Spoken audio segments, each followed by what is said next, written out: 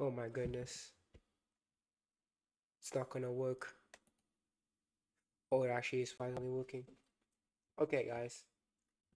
You might be wondering, how am I streaming right now? Now, I think the highest quality is 480, if I remember correctly. And yeah, the reason why it's at 4 fucking 80 is because something's going on with my fucking internet. I don't know what's going on with it, but I'm checking my PlayStation right now.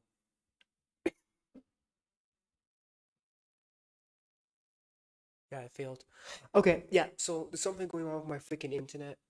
I don't know what the hell's going on. It says that it's connected, but I'm getting like no reception from none of my devices. Like I'm trying to use my phone, it's not working. I'm using my computer, not working, my PlayStation not working. So yeah, so the reason why I'm streaming was to, that also explains why I'm streaming lower quality. So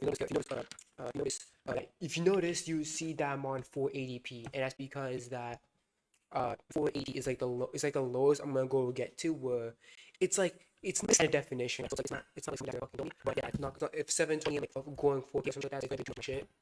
And depending on how long I stream, I will take a lot of data with it. So I'm using it right now. But yeah, so basically I'm basically gonna be on data until my freaking internet is fixed.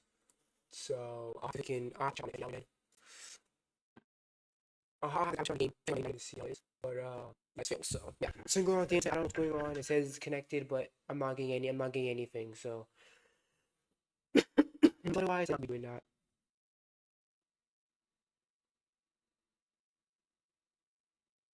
Yeah. Yeah. So I'm on that now. My friend really fucking fame drop. But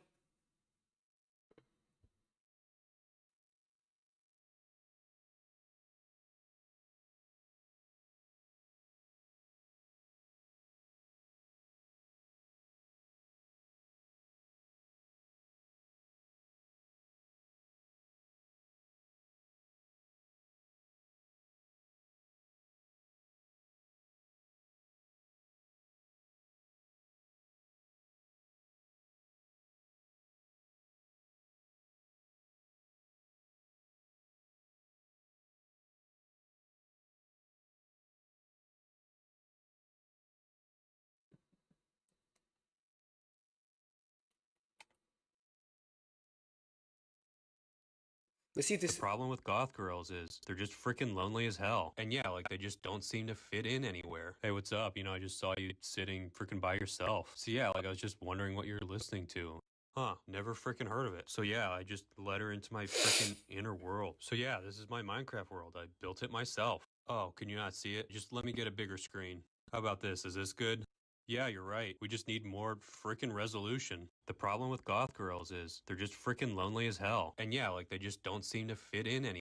yeah, I think the part won't be left alone though.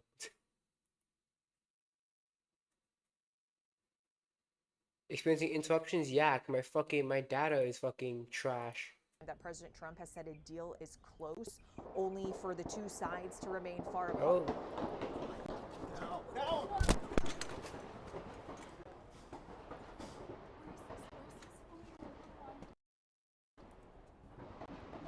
Republican support on Capitol Hill is weakening.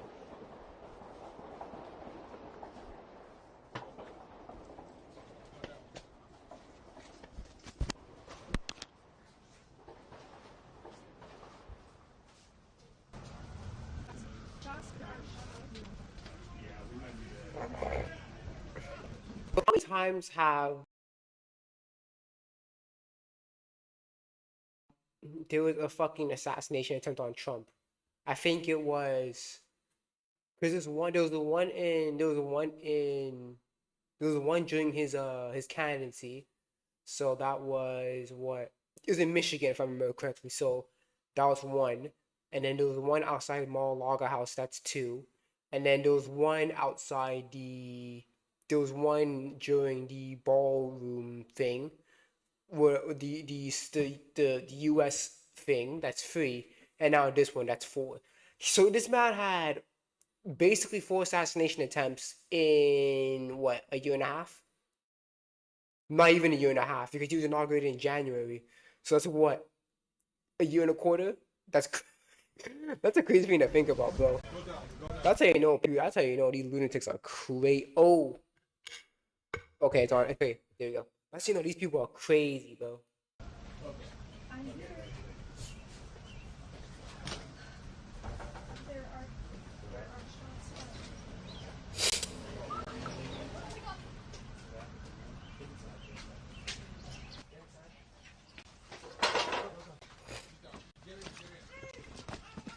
So yeah, again, I'm using. If everyone doesn't know the reason why I am using my data right now, as of right now, my frames are fucking dropping like crazy.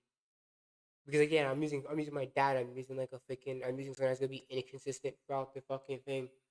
So yeah, I'm using my data. So that's why it's kind of like it's very laggy. So like it really this could be the first time I ever use my data. It's probably the first and last time I ever use my data for a stream ever again. Next time I'll just not stream for the day to see what happens. I just want to test to see how it works.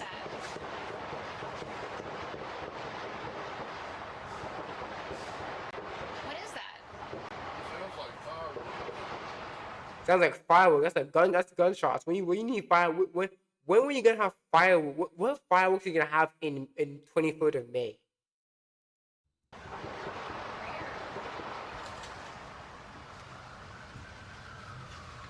Today, but this obviously comes just a couple of weeks after a shooting at the White House correspondence. Boy. So we got to talk about what appears to be another failed assassination attempt against the president.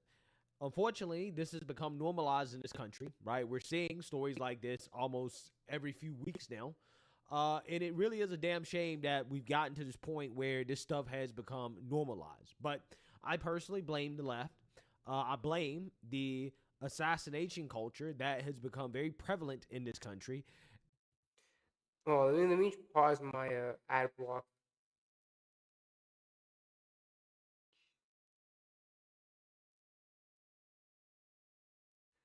Actually, no, fuck that. And because of that, you're starting to see more and more and more and more and more of this, especially against President Trump, okay? Or people on the right, okay? Conservatives, Trump supporters, you're seeing a whole lot of this. And today, we got to talk about what appears to be another failed assassination attempt against the president. As this individual that you see on the screen here, named Nasir Best, was smoked by Secret Service outside of the. Well, clearly, who wasn't the best at something, and that thing was fucking thinking. This man's gonna go to the White House directly and think that there's not gonna be any Secret Service there. Are you stupid, bro? Clearly, he wasn't the best at critical thinking. White House as he was trying to enter. Okay, apparently he took out his. Again, I'm gonna use my data until my internet fixes again. Until my internet fixes again, I'm gonna be using my data. So every now and then I am gonna check on my PlayStation and see how it works. See if the internet's successful. Okay, it failed. Firearm and started open firing, and he got smoked very quickly. Take a look.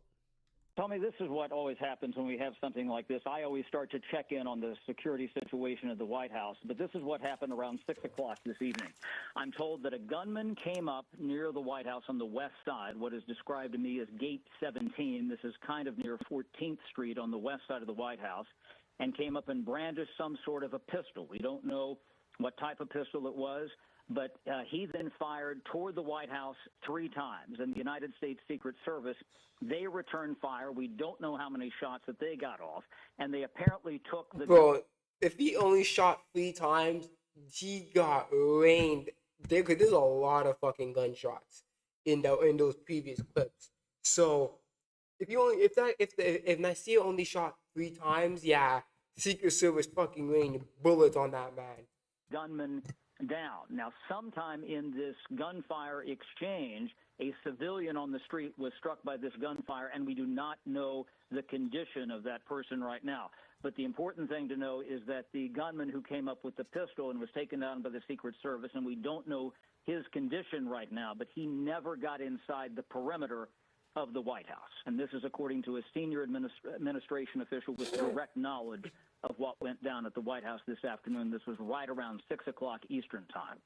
So, Chad, so if I'm hearing what you said correctly, this was somebody who was just firing in the direction of the White House? It was something that the Secret Service obviously perceived as a threat. Obviously, we're told that gunfire apparently was directed toward the White House. If you get toward the west side of the White House, and we're trying to figure out precisely where this was, you have the old executive office building, now called the Eisenhower Executive Office Building, which is kind of a big complex if you're working from west to east toward the White House. So we know that he was firing in the direction of the White House, and this is the preliminary report from someone who's very senior and would have direct knowledge of this information. Again, a lot of people in town. There was one source that had, questioned me earlier, even before we had this information. There's a lot of motorcyclists in town for the Memorial Day events. They always come for this time, and people thought it might have been, motorcycles backfiring or something like that. There's quite a cacophony of that. But this is clearly someone who came up and was firing at the direction of the White House. And the president, of course, is at the White House today. Yeah, so the timing of all this is very interesting, right? Because the president is at the White House, as stated in the news report. He's also on the verge of reaching some type of agreement to eventually one day come to an agreement or a deal with Iran. We're going to see what happens with that. Regardless, yeah, I mean, the timing of this is fascinating because the president, again, is on the verge of some type of major breakthrough with Iran. And then some radicalized lunatic pulls up and starts open firing. Yeah, we're seeing a whole lot of this in this country, and it really is something that we have to have a real conversation about, which is why is it that we continue to see these attempts on the president's life? Okay, because clearly that's what's happening. Because the media hates Trump. The mainstream liberal media hates Trump. Everyone, they all hate Trump, and they all call him, all these words and shit. So obviously, if you're gonna call him after all these months and weeks or months and years of calling him like such a really bad person, it's like, yeah, we gotta take this person out. Sorry. Right, that's what's happening. I don't remember this many assassination attempts when Biden was in office. I don't, right? I don't. For those on the left who want to continuously claim that political violence is happening on both sides, right? It's a big problem on both sides. They love to try to both sides stuff, right? When Democrats are responsible for the cause of our problems, they love to try to both sides it, right? When it becomes obvious. Okay? Yeah, because it downplays their accountability. Because if it's solely their fault, then they're the only ones responsible. But if you say, hey, it's a both sides thing, then the accountability is shared. The accountability is more spread out. So they don't have to take much accountability. They either do that or they just say, well, no, it's actually a right-wing problem, right? White supremacists are the main issue when it comes to domestic terrorism in this country. And it's simply not true. Ultimately, today, the main issue is radicalization. Now, I don't know if this guy was radicalized in the sense that he was radicalized by the liberal media or that he was a radicalized liberal or his political viewpoints. We don't know that yet. But what we do know, apparently, is that this guy was known by the Secret Service as somebody who was mentally unwell. So we do have the narrative coming out here, okay? Because certainly, from the looks of this guy, he doesn't fit the narrative that, the media would like to see. So now they're pushing out a narrative of, well, see, he was mentally unwell. Okay, now we're going to see. I'm saying right now, how does a mentally unwell person get a hold of a fucking gun? So yeah, if sure. there's any more information that comes out about his actual political viewpoints or the actual motivations behind, what he did, but I personally believe that it's obvious. Okay, at this point, when you continue to see this stuff over and over and over again, I don't have to guess, right? We just saw what happened at the White House Correspondents' Dinner. These lunatics are everywhere, right? They're everywhere. So without further ado, let's actually learn a little bit more about this individual and just pay attention to how the mainstream liberal media refuses to show what the suspect looks like for obvious reasons, right? And again, they're quickly running with he was mentally unstable, he was an insane person. They're running with that almost out the gate, right? Instead of questioning the actual motives and why he did this, clearly targeting the White House while Trump is at the White House. Again, I just find this narrative that they're pushing out the gate to be very fascinating. So without further ado, let's get into it. Welcome back, everyone. We continue to follow the breaking news out of Washington, D.C. It is 8:30 p.m. Eastern Time. We're getting some new details about the shooting that took place on the corner of 17th Street and Pennsylvania Avenue at about 6 p.m. Eastern Time. Let's cross over now to our senior law enforcement correspondent, Mark Santillo, has more details. Mark, what have you learned? And we just, from two sources, briefed on the incident as well as an internal law enforcement document. We know now that the suspect is Nasir Best, who was transported to George Washington Hospital as his Secret Service said he has passed away. The suspect previously approached the White House. There was interaction between the suspect and law enforcement in June of 2025. There was an order for him to stay away from the White House. That incident in June of 2025, from an internal law enforcement document, according to sources, happened on July last summer near the White House. An armed police uniform, full uniform, with pedestrian access control post at the White House. We observed Best, the suspect, walk into a restricted area using the exit turn post, and apparently that restricted area had multiple signs there and stating "Do not enter, exit, police line, do not cross." Pass holders and appointments only. Again, this was near the White House area. Suspect was immediately told to stop. The suspect didn't listen to the verbal command. The officer did not stop and continued to go further into the restricted area. The suspect was arrested. According to multiple sources, the suspect had no prior arrests at that time. The suspect claimed he was Jesus Christ and he wanted to, quote, get arrested. The suspect has a history of mental health issues. Again, suspect known to United States Secret Service for walking around the White House area complex, inquiring how to gain access, and was taken into custody last year. Again, the suspect being named as Nasir Best. We know tonight, just after 6 o'clock, President Trump was in the White House. That's when law enforcement sources say Best walked up to that checkpoint with a bag, took a handgun out of that bag, opened fire on Secret Service officers who returned fire, killing Best. Best was rushed to the hospital, died at the hospital at George Washington Hospital there in D.C., and they're trying to gather more information at this time. You're taking a look at that video on the side of your screen, left side of your screen. Those evidence markers, several rounds were fired. Rob would be able to speak to this much more than me, but you see all of those orange cones, those evidence markers on the ground there. It appears multiple rounds were fired in a very busy portion of Washington, D.C., near the White House there. But again, the suspect being identified from two sources,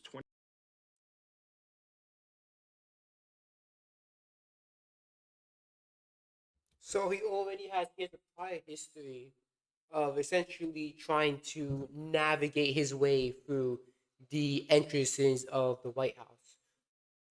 So that means that this if anything, you can argue that this is probably premeditated because again, if he already has similar sorry, excuse me, if he had similar arrests to where he was trespassing on White House property, that means that he had previous history of doing something like this. And you can probably maybe even argue that maybe this was premeditated, no. But no, it seems like obviously he knew what he was doing.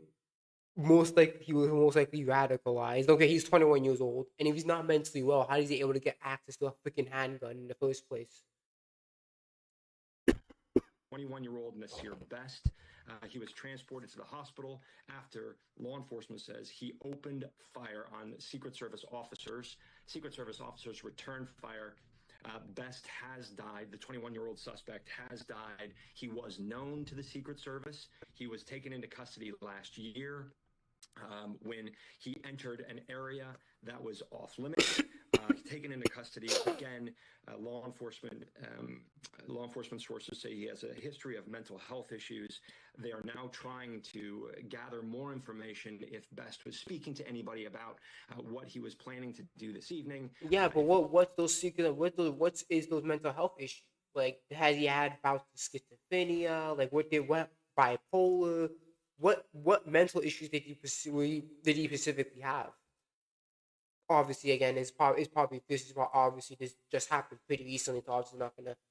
They don't. I'm pretty sure they don't know yet, but like still, that still does not. That's still kind of weird how a person that's mentally ill has access to a handgun. If he has any connections, if he talked to anyone else. So a lot of work happening behind the scenes right now. Again, you heard Tom and Rob both say law enforcement will be looking at that weapon, at that handgun that Best allegedly had in his bag. They'll see if that was used in any other crimes, where that was purchased, how he may have gotten to the area. So a lot of work happening right now. But we know this suspect, Nasir Best, 21 years old, has died. Best was known to the Secret Service, was known in that area near the White House, was taken into custody before, and this investigation at this point is continuing. Yeah. So you seen that, you heard that. You have an individual who clearly has been thinking about this for a long time, right? Because he was previously known to the Secret Service for walking around the White House inquiring how to get in. So this seems to be premeditated. Okay, now they're also claiming that he was mentally disturbed, right? That he was somebody who may have not been very stable upstairs. Again, I find this narrative to be convenient because it's a distraction from what the actual motives were behind this. But we're gonna see. Okay, regardless. Again, again, my question is how you get access to the handgun. That's my question. How do you get to? How do you manage to acquire a handgun? That would be my big question. Especially if there's a history. Especially if he has a history of being mentally unwell. I would assume that his immediate family would know that, and would therefore probably most likely hide any sort of weapon away from him. So again, it becomes the question: just how did he get access to the handgun? This is something that is becoming way too common in this country. I'm sick and tired of covering these stories about potential assassinations against the president. I've never had to cover this topic as much as I've covered it since the first major assassination attempt against the president. Um, yeah, I mean, there is a night and day difference between what we're seeing, the political violence that we're seeing in this country happening uh, under President Trump from Democrats and liberals and leftists than what we saw under Joe Biden, right? When Joe Biden was in office, we weren't seeing all of this, right? I was not covering potential assassination attempts against the president or shootings in the vicinity of the president. I was not covering stories like that that much, right? When Biden was in office, I can't even think of any story off the top of my head that has come even close to the stories that we covered since Trump has been in office. I mean, really since 2024, right? Since Butler. And I think it really shows you where the actual domestic terrorism in this country is coming from. If you continue to see the same thing over and over and over again, and the same people are the targets, right, then that should tell you something. It's time to have a real conversation about these individuals being radicalized by the rhetoric of the Democrat Party and the mainstream liberal media. So as of right now, they're trying to avoid having that conversation because they're running with the mental illness narrative. But Yeah, and it's funny how they don't show his face. That's funny. They don't show his face, but they say his name. They say his name, but they don't show his face.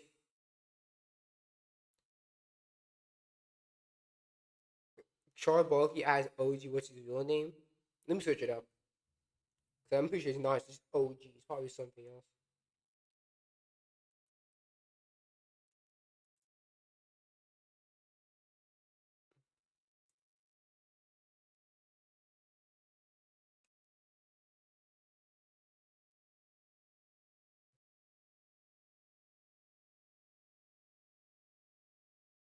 Ugua. Oh, it's like okay. It's like a Nigerian name.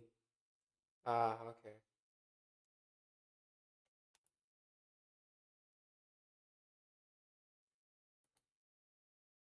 Oh yeah, I heard about this news when the Gotcha Akatar got fucking quit. Yeah, She fucking quit YouTube. Kayorana has been ran off the internet after a mass wave of toxicity, which eventually caused her to close down her account and then leave us with this final statement saying, "Alright, X, chaos is on the rise, and I've decided it's getting in the way of my creative work, and so I hereby bid farewell to X. Catch you somewhere else."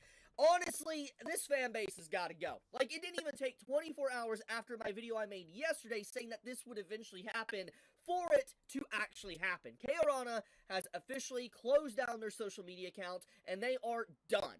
And this is legitimately heartbreaking for a variety of reasons, which I'm going to get into in this video, but I want to strictly talk about where this began and kind of why this happened in the last few days. Well, this all began back on May 19th of this month, to where Kayorana retweeted, or in this case reposted, a Instagram reel of someone cosplaying one of her characters from her manga, and she was just very happy to see someone cosplaying one of her characters, doing the dance and all that.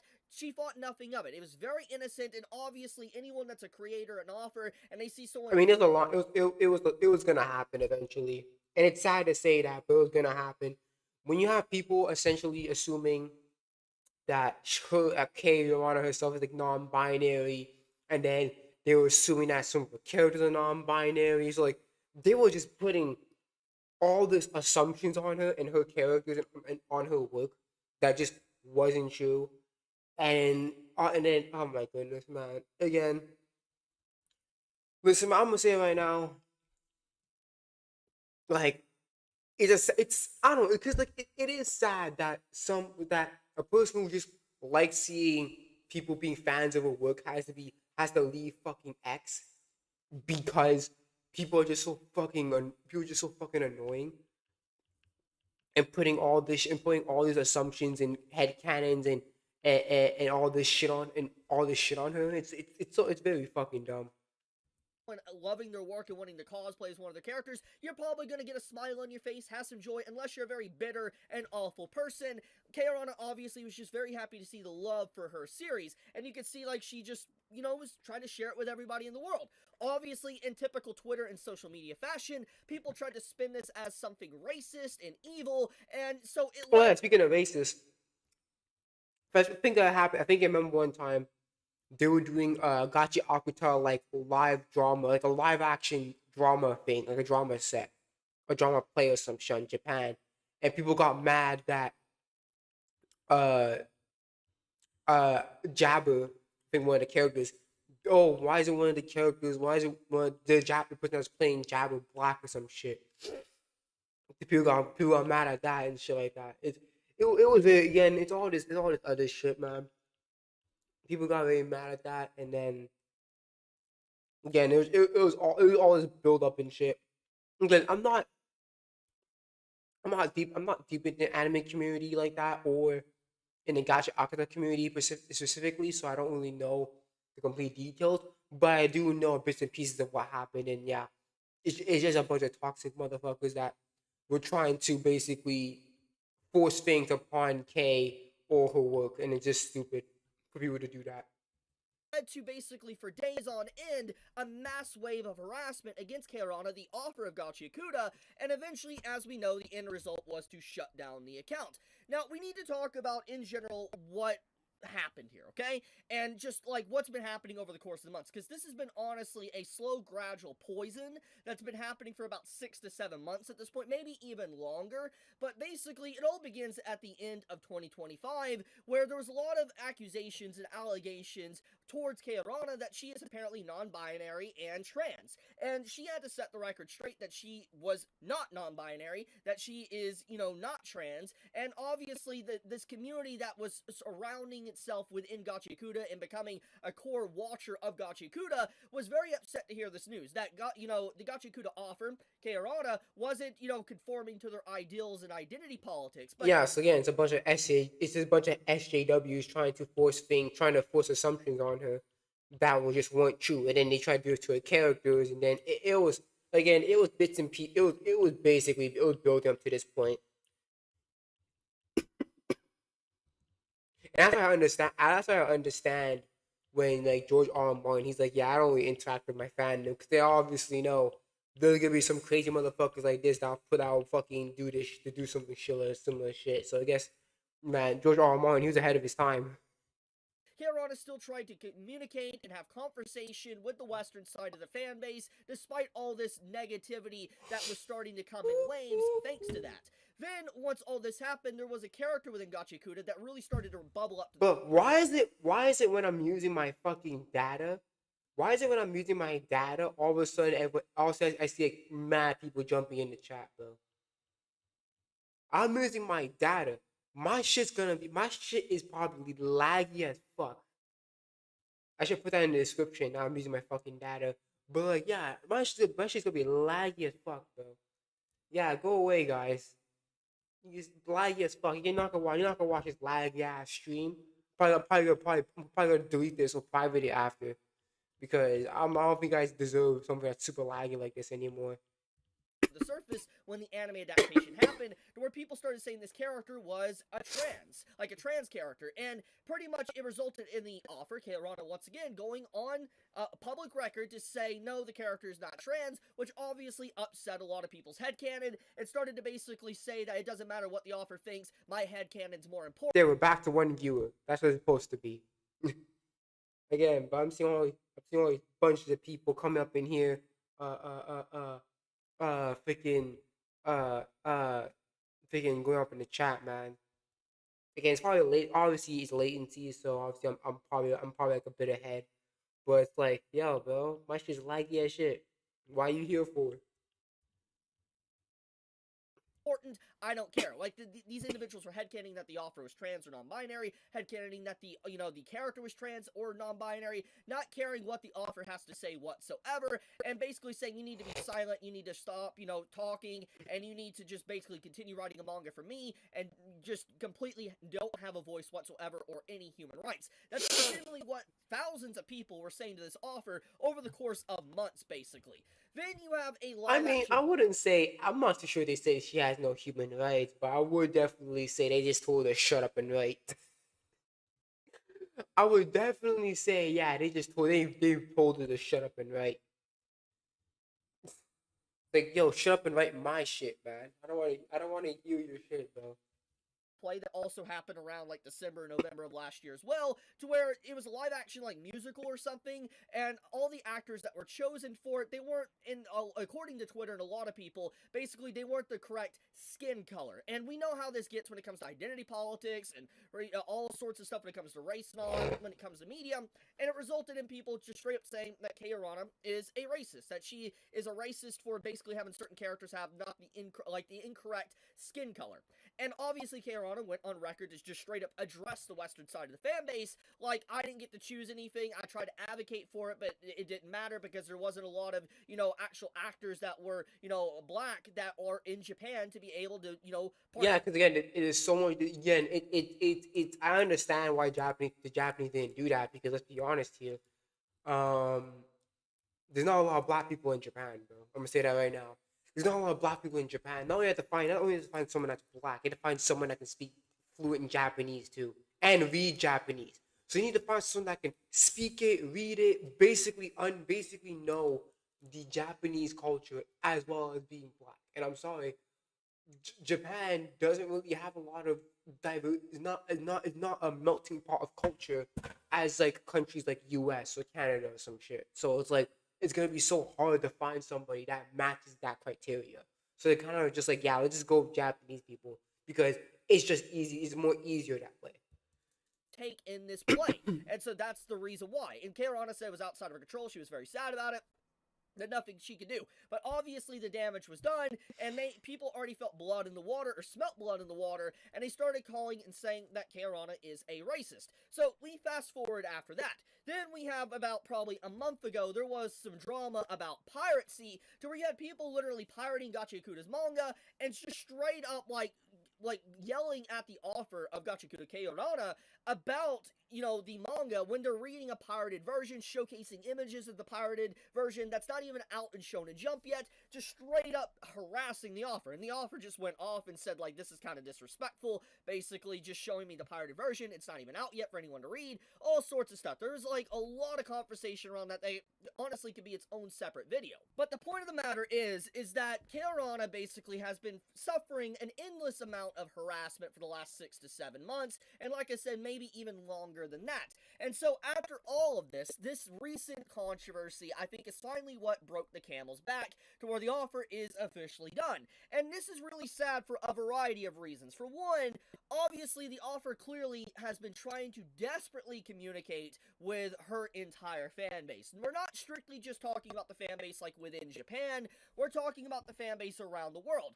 And I've been very vocal and outspoken about this entire conversation for a very long time, but let's be honest, there's a lot of nut jobs in the western side of the anime and manga community that legitimately doesn't know how to separate fiction from reality, and they treat fictional characters better than they treat actual people. I mean, case in point, what's going on with Keirana, the author of Gachikuta. These people are so desperate to defend their fictional works, or headcanon their fictional works, that they will literally attack the creator, or in this case, the god of the work that they love so much. They go after them and legitimately want them to be silenced, and that's exactly what has happened. And so, you have, in this moment, bridge gap and try to communicate, and just open discussion ran off the internet. It is such a tragedy, because this is so sad. This is why there's so that are around the world, not just manga offers, that just do not fuck with their fan base because of stuff like this. Is a very try to communicate with a very fan. Again, George R.R. Martin, he was ahead of his time. He was the same person that said, yeah, I don't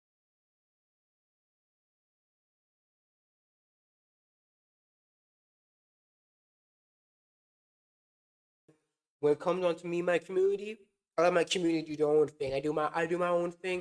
The community does their own thing. I release my blog. People are gonna people gonna do comments and videos on it. I don't reply to any of them. And it's like this is one of the reasons, because you have people nut jobs, like as we have seen in the video, just people who have nut jobs that if they don't get what they want, it is pretty much all hell breaks loose.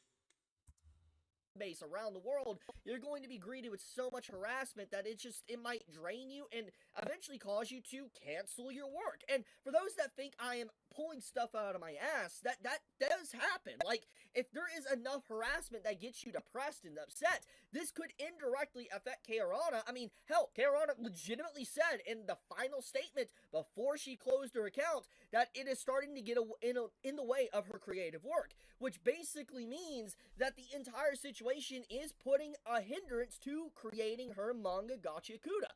And if the stress and the depression and drama continues, it could have a negative effect, maybe where she has to go on hiatus, maybe she just doesn't want to write it no more, cancels the work, who really knows? This 100% can happen. And for those that think I am over-exaggerating, I am not. We have all seen it. We have seen what has happened to creators and authors over the years, artists as well.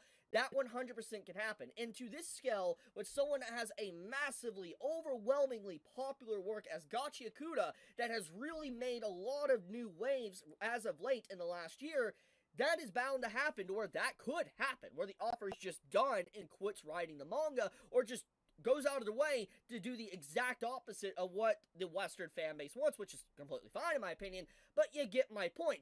Just everything about this situation is just a tragedy. It kind of reminds us of a similar situation where it was a webtoon. I remember watching a video on it. It was a webtoon where basically fans were like making because basically there's the main character was the female, the main antagonist was the male, and what happened was people were kind of shipping them. And the writer didn't really like that, so what she did is she basically spoiled it by saying, "Yo, plot twist, they're related." So yeah, you can start the shipping now. It's like, it's kind of like again. That's something I always say. I'm just like, yeah, and they don't. Like, I'm gonna say it right now. I heard videos of people saying, yeah, don't interact with your fan base like that, because shit like this is gonna happen. And again, I've seen this happen to where writers just break down and not write anything because of the fans, or because of the fans of what they do. And that's why I always say, man, I'm pretty sure K obviously had the good intentions of having a good discussion, right? Having a good and chill discussion, but knowing how things now are nowadays, you can't have a discussion and people out being labeled some dumb buzzword or some dumb shit. And it doesn't just stop there. The biggest thing about this is that Carolina legit, like, I don't like getting into this much, but we got to talk a little bit about politics because it is important to this conversation since all this. And it's sad. It's sad to talk about politics and fucking and like anime. It's hard to talk about Western politics for an Eastern piece of media. It's kind of hard to. It's kind of disappointing to talk about something like that. But we do have to talk about something like that. People are fucking. You'll be crazy. Really does come down to racism and identity politics. That's really what all started this in situation. Carolina, from the very beginning, at least from what I have seen. Now, I don't know exactly what side they fall on. For instance, if they are left-leaning or right-leaning or whatever. But from the very least of what I have seen over the course of I've known Carolina, like seen their works and seen their statements and all that, my understanding, at least my general impression, is that she is progressive. She is very left-leaning. Now, I don't know if that's true or not. That's just my general assessment. And the thing is for I could argue that, especially how she dresses, she's probably a little bit more left leaning than right, obviously. But again, politics. We shouldn't be talking about politics and fucking we shouldn't be talking about real life politics and fucking anime. But unfortunately, we have to because people can't fucking talk about politics. Politics is freaking everything nowadays. a community that is apparently progressive to run off a potentially progressive manga offer is pretty insane. Like, absolutely freaking insane. Impressive, honestly. Like, imagine. Here's the thing: if you're not fucking extreme, left wing, if you are not extreme enough, you can get kicked out. You can be if you're a moderate left wing, you could be seen as a right wing person. That's just how it is. The left is so left leaning that the center left seems like a center right. That's how crazy it is.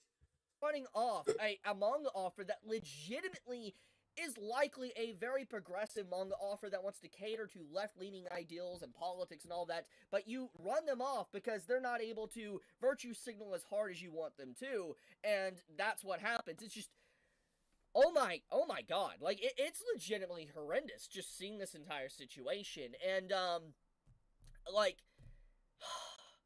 I feel bad. Carolina got screwed over in this circumstance, and these individuals are so unbelievably toxic. I mean, I called this months ago that this was going to happen, and here we are. I mean, this is a reason why Horikoshi-sensei, the author of My Hero, doesn't communicate with his audience. There's a reason why you have these massive offers that never really talk with their audience because of this. It is just such a big case in point here. Like, I mean, why? Why would you ever want to interact with your Western side of the fan base when this is how toxic they can get? And over anything that's literally outside of your control. It's wild, man. I'll leave it at that, though. I wanted to talk about this because this was legitimately sad. Yeah, it's sad, but unfortunately, again, it's obviously Kay. She was trying to be nice. She had good intentions of making an account and talking to our audience, but unfortunately, we can't do that, right? James Harden did it again. Of course, he did it again.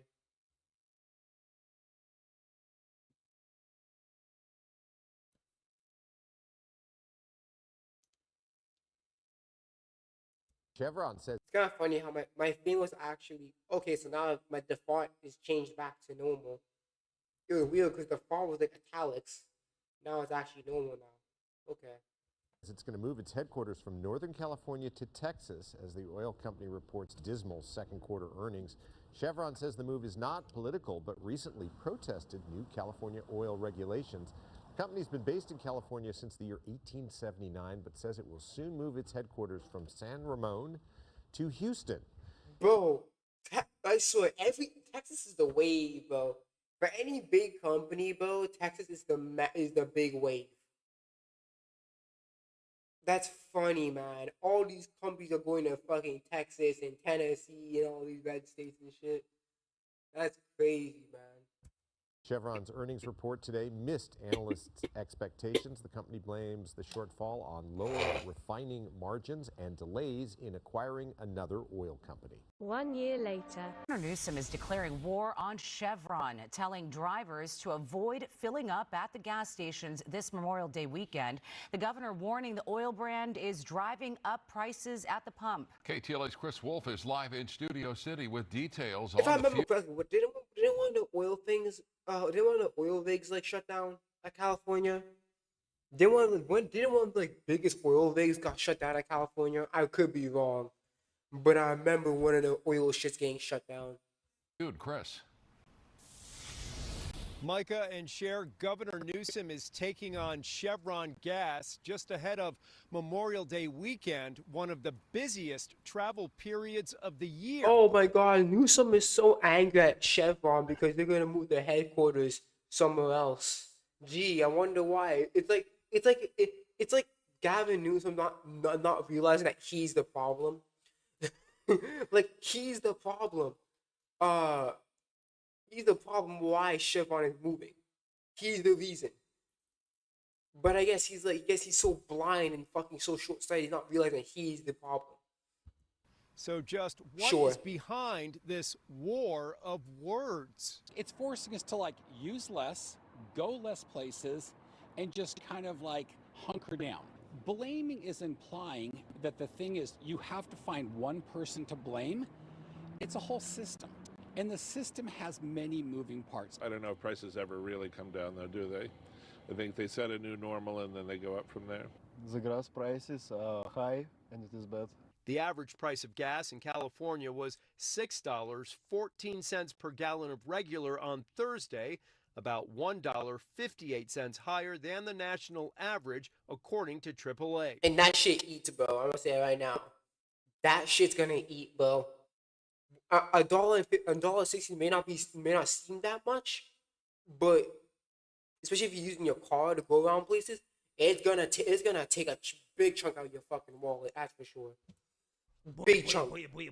So we got to talk about a war that is broken out in California, led by Gavin Newsom, between the state and Chevron, as Chevron is currently evacuating the state for the same reason that any smart business is leaving California, is because they don't have a very good business environment. Okay, Democrats are making it very, very, very tough to do business in their states. They're driving businesses away, especially with their woke Green New Deal policies, right? The Green New Scam policies that are specifically driving oil companies like Chevron away from the state. And now this is boiled over into a conflict where you have Newsom urging California residents to boycott Chevron because he's upset that, in his opinion, they're charging too much for gas, okay? Even though a lot of the price of gas in California has to do with the policies of Democrats, right? When you talk about having excessive gas taxes, right? You're talking about an extra 60 cents per gallon simply from taxes. When you talk about the excessive regulation, yeah, that is a reason why California's gas prices are so high compared to the rest of the country. But if you ask Gavin Newsom, no, it's because of the greedy oil companies, right? It's their fault, right? They're making too much profit. So I want to talk about it because, again, they're calling for a full-blown boycott of Chevron, and I just don't think that this is going to work out well for Democrats. Like, it never works out, right? It never works out for politicians to openly call to boycott major companies in their state. I mean, look no further than what happened in Seattle, Washington. The woke mayor, the socialist mayor, Katie Wilson, basically told businesses to leave, right? They can go, okay? And she called to boycott Starbucks. She actually led the boycott against Starbucks. And lo and behold, Starbucks decided to move open up a new headquarters in Tennessee. But we already know what that actually really means, right? They're actually moving their headquarters. They're just doing it gradually, right? They're not doing it all at one time. But they're certainly moving a lot of jobs out of Seattle, Washington, to Tennessee due to the unfriendly business environment that has been created by the socialist Democrats. And a similar thing is happening out in California between Gavin Newsom and Chevron. So without further ado, let's go ahead and get into this. We're heading into the heart of the Memorial Day travel rush with millions of Californians hitting the road. And Governor Newsom is seizing on the historic spike in gas prices to call out one of the world's largest oil companies. So the governor claims Chevron is gouging customers during the Iran war. While at stations all across the Bay Area, Chevron is laying the blame on state policies. Our Kenny Choi breaks down the latest chapter in this years-long feud. Californians are paying some of the highest gas prices in the country. The blame game over who's responsible is ramping up between Newsom and Chevron.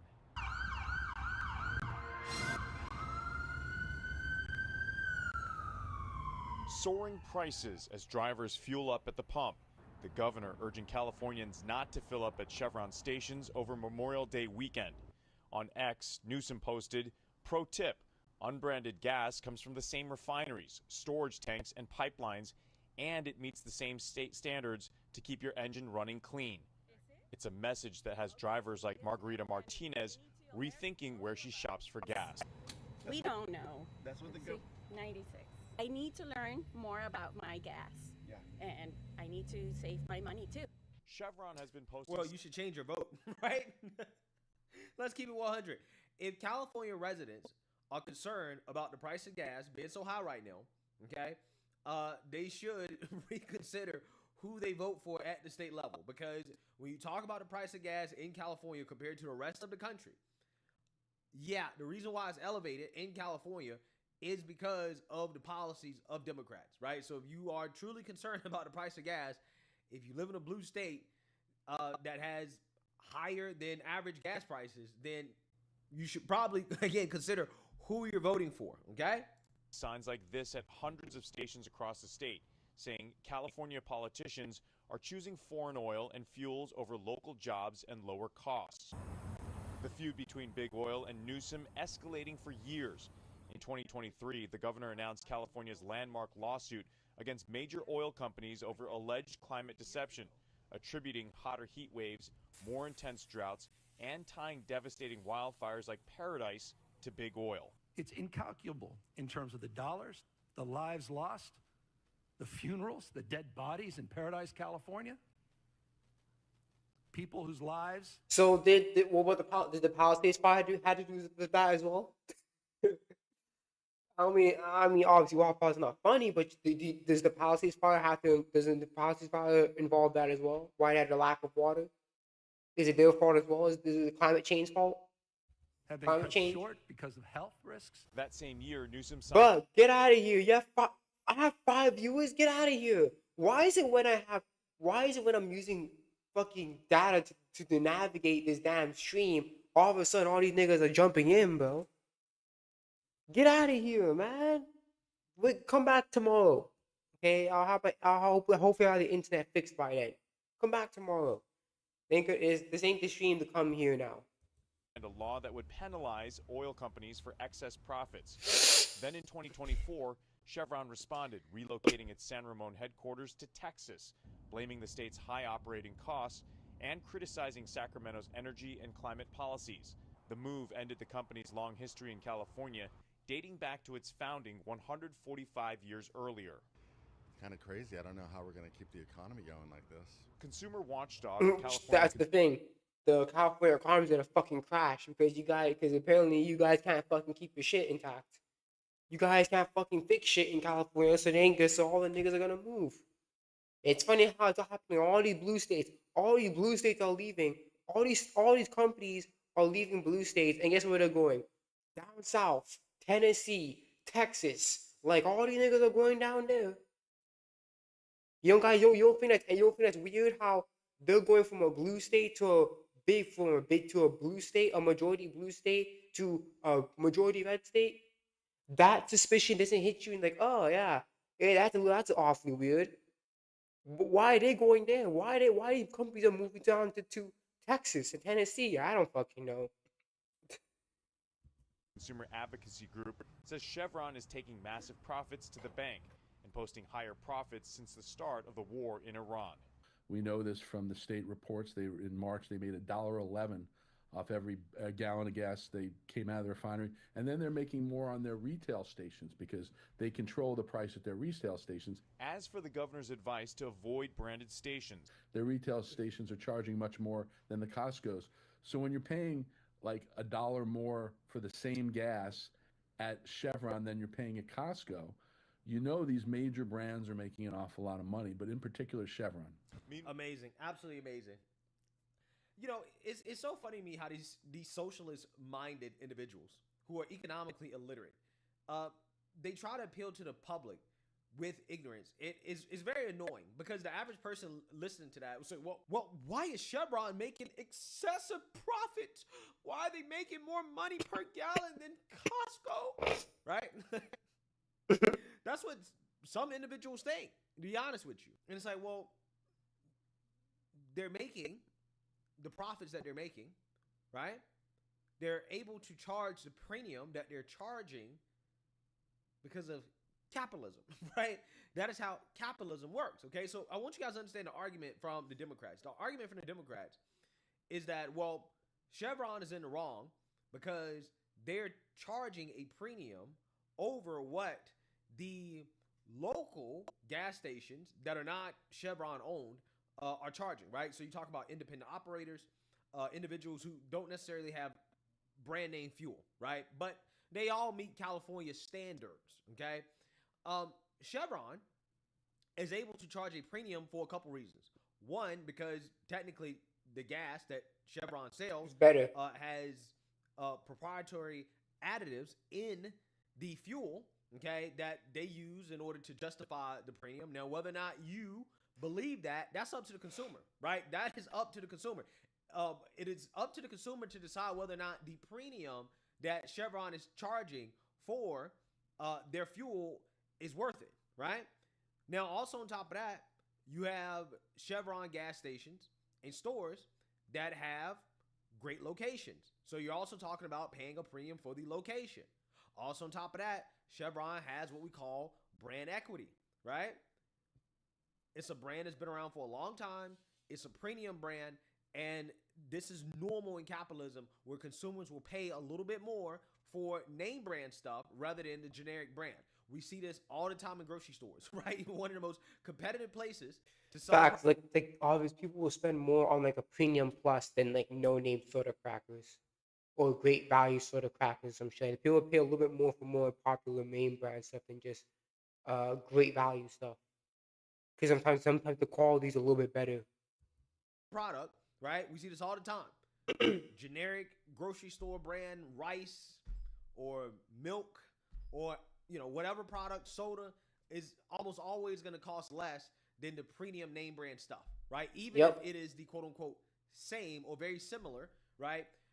The brand equity that these companies build up over time. And that's facts, because there's a store near me, and like the name brand, the more popular name brand stuff costs more than obviously just I'm gonna use soda for example, that's the one that's the one I know the most.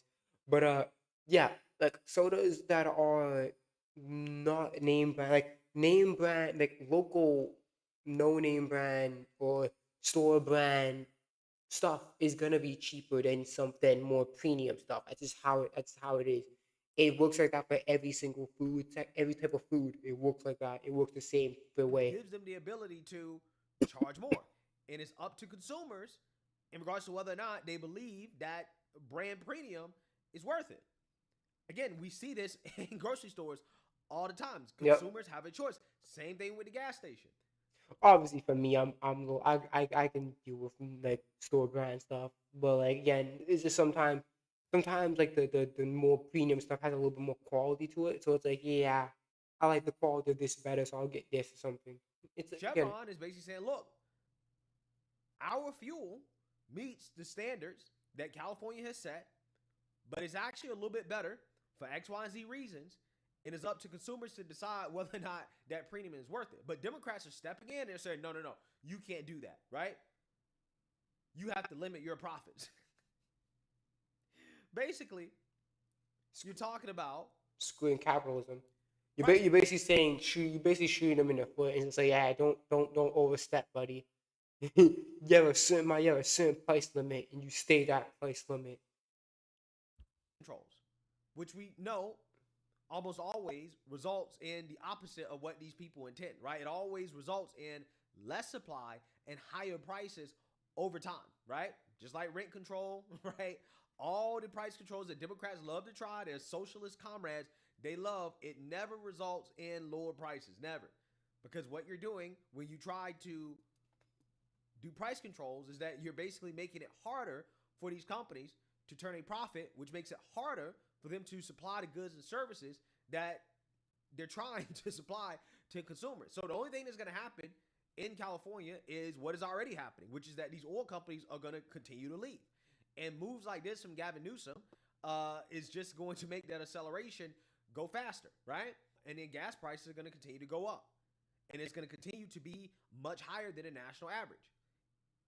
But again, this is what Democrats want because they want to force people to buy electric vehicles, to buy into the Green New Scam, to take public transportation. They want to force their residents into that, and then they turn around and pretend like they care about gas prices when their policies are responsible for gas being so high in California compared to the rest of the country. Now, Gavin Newsom will try to blame it on Iran. He'll try to blame it on everything else except the fact that ultimately It's when you himself. compare California's price of gas to the rest of the country on average, okay, California is more expensive than almost everywhere else in the country because of Democrat policies, period. Meanwhile, Californians are paying the highest gas tax in the country, about 70 cents per gallon, according to the state's Energy Commission. Yeah. Newsom points the finger in the other direction, adding on X, Big Oil is already making billions off Trump's Iran war. Don't let them rip you off even more by overpaying for the brand name. Chevron says it's the policymakers who are to blame for higher prices because of the closure of 18% of the state's refining capacity in less than a year. Spokesperson Ross Allen sent us a statement saying Chevron works hard to educate Californians about the negative consequences of Sacramento's energy and tax policies, adding, "We urge Sacramento to take energy policy seriously and stop making life expensive for California drivers." Consumer Watchdog recommends drivers shop around, saying that the fuel you pay for at stations like Chevron are essentially the same as the gas you pay for at unbranded stations. Well, again, that's not technically true, right? Technically, it's not the same. They all meet California standards, but again, Chevron, their whole thing is, okay, we're a premium brand, right? You're buying our premium gasoline. Now, whether or not you believe that is that much better to justify the premium, again, that is up to the consumer, right? That is what the free market is for. That's what the free market is for. Democrats are trying to get in the way of that for their own political gain. And that is resulting in these companies leaving the state, and then they turn around and they want to point the finger at everybody else But except themselves. the politicians who are responsible for the policies that are driving these businesses out of the state. So, hey, I encourage Chevron to do what all the other oil companies are doing and move to Texas, right? Move to the South, move to a red state. You don't have to do business in California. Don't be where you're not wanted, right? They basically believe that these oil companies are evil, right? They're evil. They're profiteers, okay? They're destroying the planet. They're killing people. Okay, cool. Well, I think that all the oil companies should leave, right? Just leave. Just leave and Let California. California residents will be stuck paying the bill, right? Paying the price for the policies of the Democrat Party, and maybe just maybe they'll change their vote, right? Maybe just maybe they will start voting Republican, right? They will stop voting for the Democrats, the politicians that are primarily responsible for the cost of living being so high in these blue states. But let me know what you guys think. Make sure you like. Again, it's just stupid people, it's just dumbass politicians trying to basically say, yeah, fucking capitalism.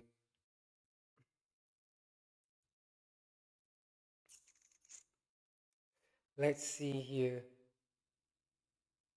Back to the anime awards. Bro, I don't even care anymore. I don't care about the anime awards. They used to be mad hype back in like the early 2020, like a few years ago. But I don't care anymore because it's literally just a popularity contest. Like when you have fucking soul leveling winning, bro, I'm like, yeah, You already, go already. You lost me, bro. Fuck. Oh no.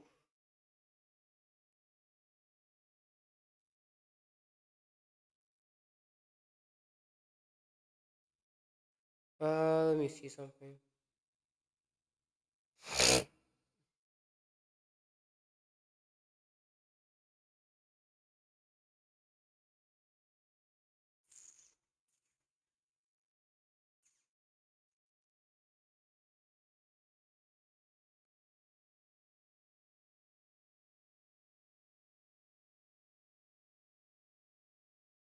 Hold on a second, guys.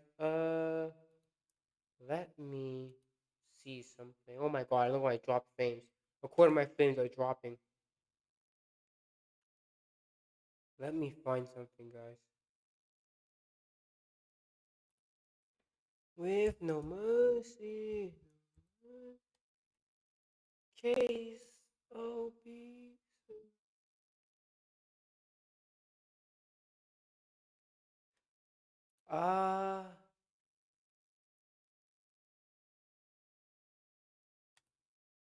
You sure? Should I make anything new? Okay, good. Okay, they do. Oh, I found it. Alright, let's do this one.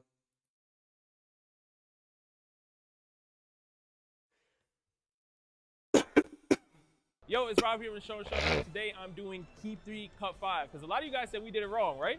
Yeah, but now y'all are in the hot seat because we're going to be doing a bunch of Keep 3, Cut 5 topics here at this con with all the con goers. Y'all can be the judge if they did it right or wrong. Also, shout out to Pick a Side Podcast for the inspiration. Let's get right into it. We're doing Keep 3, Cut 5 anime magic users. Let me start off by saying click that follow button. Subscribe if you aren't already. My man right here, going everywhere. Ooh, Zerf from Fairy Tail. I'm at I'll say keep. Don't forget, this is the guy who made an infinite source of magic. Keep him. the cut. Ooh! That's crazy. There's not that much power, bro. There's more power in there, I know it. There has to be. Free Ren, okay? I'm going to keep Free Ren. You're going to keep Free Ren. Hey, but hold on. You never know, right? Okay, all right. Let me know why Free Ren's like top 3 in magic users. I think you keep Farron because she has a lot of knowledge. Obviously, I think she's like over 1,000 years old, if I remember correctly. So yeah, she has a lot of knowledge. She may not be as strong as Zeref, but she has a lot of knowledge and more. I would say more mentally fucking stable than somebody like Zeref. So I understand. She's one of the strongest mages in her verse. Yes, absolutely. And she just like collects magic. She's like a magic collector. Yes, yeah. Her knowledge knows no bounds. Eins. I don't even know anything about Overlord. I thought about watching Overlord, but I don't know. I just don't really. That isn't. I don't know. I'm not like. Oh, I'm not a big dude of isekais. Like I'm not really a big dude of isekais. So I don't really care about them. You're gonna keep him. Okay, you tell me why. To be honest, I don't even know who that is. So. That's a smart move. You don't know who Eins is, but he's OP. This is for the entire con. Sailor Moon. You keep. So Sailor Moon's the strongest one here. Just keep. We gotta show you who you cut now. I mean, it's just her scaling. She scales higher than Goku. I know that much. Okay, well let's see who you cut. Cutting. Damn. Merlin from Seven Deadly Sins. You fine with that? Yeah, I'm fine with that. All right. Yeah, Madoka. That hurts a little. That hurts a little. It hurts a little bit, huh? Oh, Anos. Anos. That hurts more. That hurts a lot more. Damn, Sinbad. Sinbad from Mars. I'm more upset over cutting Anos and Sinbad. Swap Frieren and Anos, that's a perfect lineup right there. All right, keep 3, cut 5, Naruto Hokage. So whatever decision you make is for the entire con. Tsunade. All right. I'd say keep. Okay. For now. All right. Show who you got. All right, Minato. It's easy. It's an easy one, bro. Easy keeping. All right. Boom. Oh, okay. Tobirama. Yeah, keep him. You'll keep him? So, wait. Why did you want to keep Tobirama? He built a lot of the jutsu, so, and he did the academy, so. Yeah. Okay. Now we got to show you which ones you decide to let go of. All right? Naruto. Okay. Naruto didn't make it. The first Hokage didn't make it. All right. Shikamaru didn't make it. The third, I mean, he don't get a lot of love regardless. So Yeah. I think people will be okay with that. Yeah. and it is Kakashi Hatake. How do you feel? Does any of these hurt? Yeah. That's why I was asking you. I was like, let me make sure. Y'all didn't leave no back pics. Okay, but here's the thing, though. I don't know why you're showing. You should do one per person, because what you're just doing is that you have multiple people doing this, and then obviously when the last person gets it, oh, it's your fault that all these are cut. I'm like, well, I didn't choose these other two. I didn't choose the other two. These are two other random bums that you just got up from the con. That's not fair. Why you can't just do keep free cut 5 for one per person? That makes no sense. I don't know why you're doing multiple people. Because how you gonna tell, oh, it hurts? It's like, okay, well, he didn't choose the other two. He didn't choose the previous two, so I don't know why you're telling him, oh, this is your mistake. Keep 3 cut 5 straw hats. The hard decision. It's gonna represent the entire con. Are you ready? Yes. All right, just pick. Yep. Oh. Nico Robin. Okay. Definitely keep it. All right.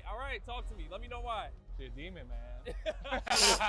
Okay, somebody's gonna get snubbed. It's gonna be. Not even explaining how she's one of the most important people in the world because of her knowledge. I guess not. Who cares, right? She's a demon. No, fuck.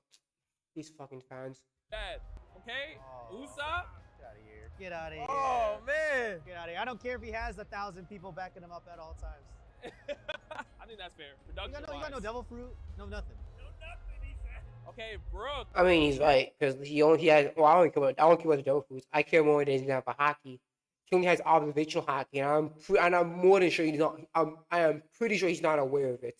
He's not aware that he has observational hockey. He just accidentally uses it when it happens. Here, keep Brooke. All right, let me know Why why. I keep Brooke? Oh, because he's funny? All right. Yeah, you can't just getting anybody, bro. This like when you get anybody up in here, man. Like you can't really take these seriously anymore. Oh, wait. Let me know what. Doctor! Who doesn't need a doctor on board? But you can only keep 3. Sanji. All right. Jinbei. Man, fuck Jinbei. Ooh. Oh no, Luffy, but Nami got cut. All right. How we feel about that? Yeah. The only 2 that are worth keeping on this list to me, Nami and Sanji. Okay. She's a navigator, he's a cook. He's a doctor.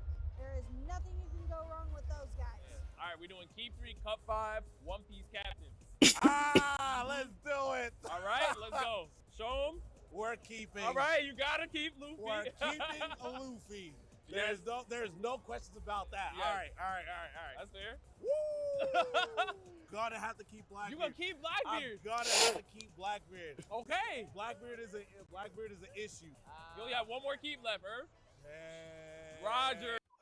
See, this is what you should have done from the beginning. Instead of having multiple people doing one fucking thing, why not have one per person?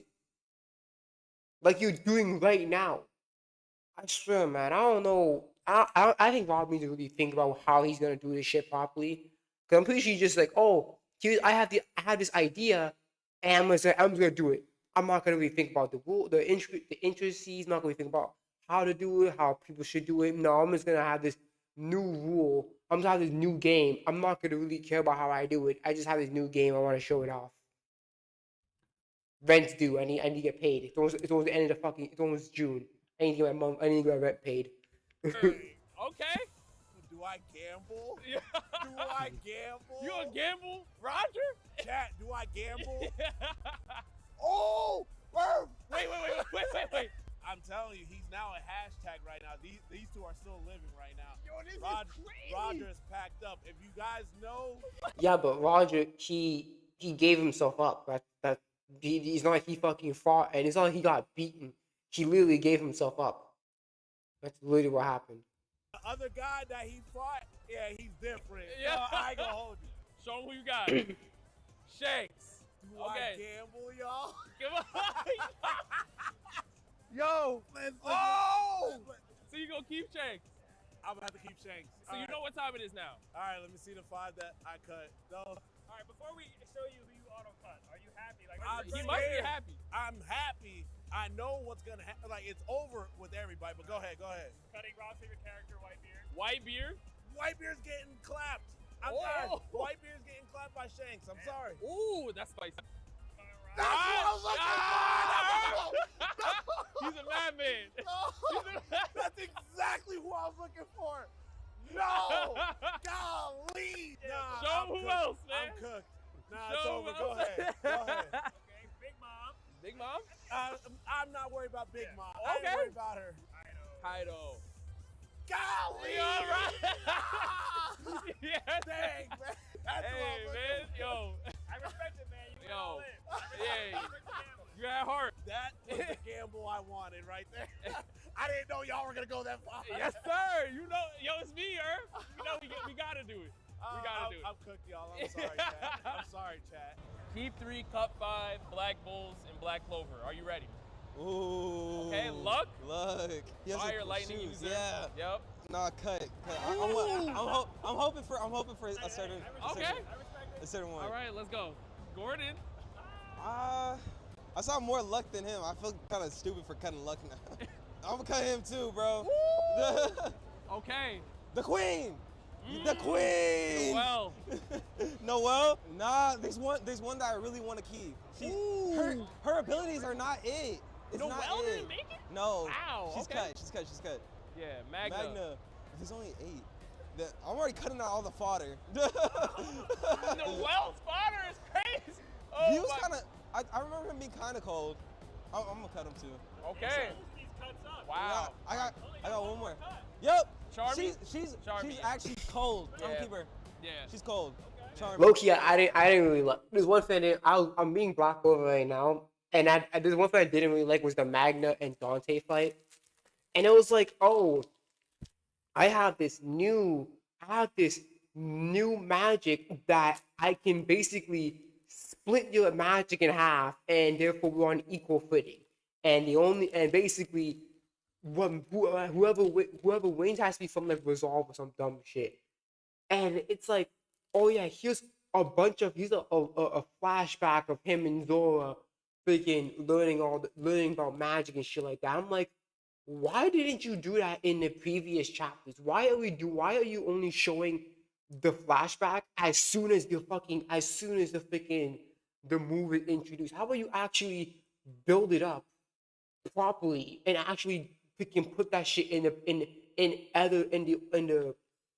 the chapters before, instead of, hey, here's the chain, here's the thing, here's the magic move, and here's a bucket dump of basically the flashback and Magna learning the move. I'm just like, okay, I don't really care about that, because you should have built it up instead of having just bucket dumping whole flashback right there.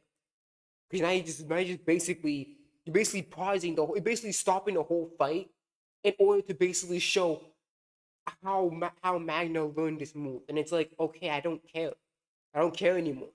It's called fucking do that shit in the previous chapters. So when he actually uses it against Dante, it's like, oh shit, okay, let's see this actually put into an actual real situation, instead of, oh, he uses it the first time, and then here's a whole flashback dumping on how Magna learns this move. It's like, come on, man. Vanessa. It's called set it up. Vanessa, all right. This is tough, man. Her ability is wild. I mean, I think I'm gonna keep her too. All right, you got knocked. Yeah. I'm gonna cut him. Please. I'm gonna cut him. I haven't seen a lot of him, bro. I don't know if he's like really that cold. Show the last one. Finroll. You know what? Yeah, I'll keep him. That's all I can do.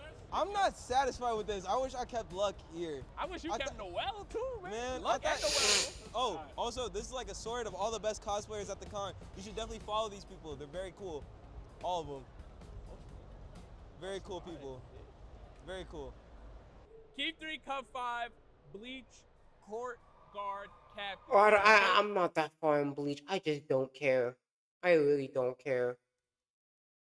Like, honestly, I'll probably get back into Bleach one day, but I'm just so disinterested in it right now. Mayuri. He's my guard, man. All right. Who's the next one? Ooh. All right, Cook. Kimpachi. Cook. I gotta put him in the court. Soy Fun? You're cutting? Yeah, I'm cutting Soy Fun, bro. Oh, Her Bankai is worse than her Shikai. That's facts. I'm throwing him. I'm sorry. You gotta kill yourself to become relevant? Nah, bro. You gotta be cut. Yo, that's crazy. Cut him, bro. Show him. There we go.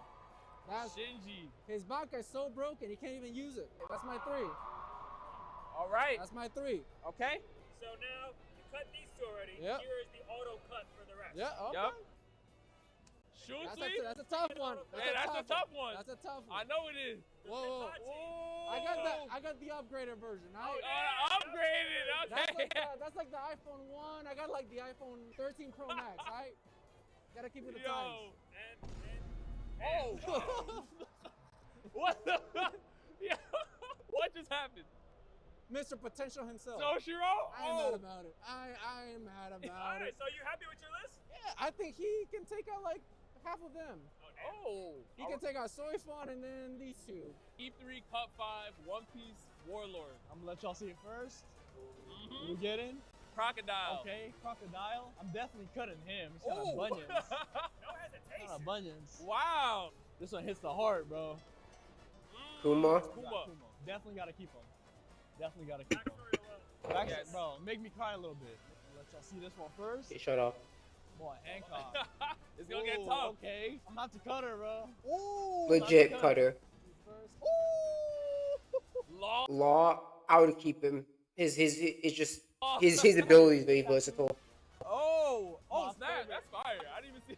My favorite character of all time, bro. Law. Damn. Captain Cut. Fraud, bro. Captain Fraud. Ooh. Okay, Mihawk. You think he's stronger than Shanks? I think Shanks is stronger. I think he's stronger than Shanks. Oh, you actually do? I do too. Oh, brother. I don't know. I think I'm gonna save My argument is like he's my argument. I think for me, I think that Shanks is the overall stronger fighter, but I would say that Mihawk is the way better swordsman. So, for example, if Shanks and Mihawk were to fight sword versus sword, Mihawk, I think Mihawk would win for sure. And then if it's no holding back, all out fight, I would think Shanks would win. That's my argument. I think if it's a sword versus sword fight, obviously it's gonna be Mihawk, and then if it's an all out actual general fight, I think it'll be Shanks. So I think Shanks is the overall better fighter, but obviously Mihawk is the overall better swordsman. I'm gonna cut him. Oh, that's Wait, crazy. you think he's stronger than Shanks, but you don't cut him? You don't believe that for real. Yeah, you on my team, man. You on my team, bro. Yeah. Who we got?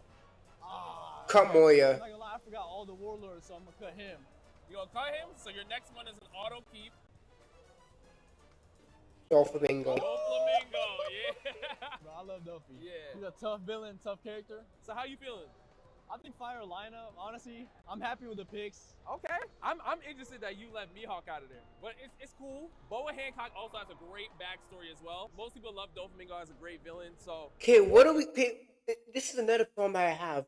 What are we using? How are we even, like, how are we saying keeping or cutting? Are we talking about powers? Are we talking about writing? Like, what is, and it's another problem I have with Showdown. What is the metric? Like, how are we measuring what is a keep or cut a kill? Because he doesn't say it, so it could be from fighting to base or what? It's annoying. Because the other guy was talking about fighting. This nigga's talking about backstory and all that shit. It's like, what the fuck? Okay, what are we doing? Like, are we talking about in a fight, or are we talking about freaking in terms of writing?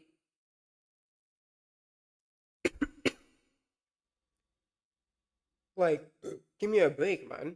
I think you did all right, bro. Yeah, it's solid. So we're doing keep 3, cut 5, straw hats. It's by Just yourself. me? Just you. No moral support. Okay, all right. All right. Okay, so now we're doing it by us. Now you're doing like one person per thing.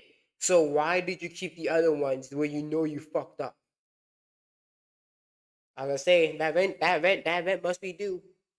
He probably needs the money. That event probably due.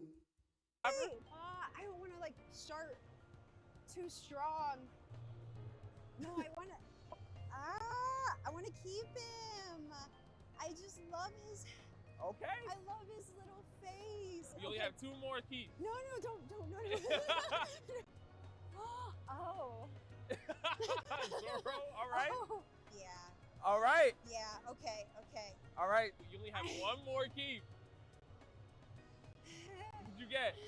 Yo, she needs to calm the fuck down. I can see her nipples for a damn fake thing, man. Relax. Jeez, you're doing a keep or cut, not fucking who you want to smash. Relax, man. Fuck. Go, Robin. Wow. I can't do her wrong. Life's done her so wrong. I can't hurt her. Long as my bitch love me. You made the right decision.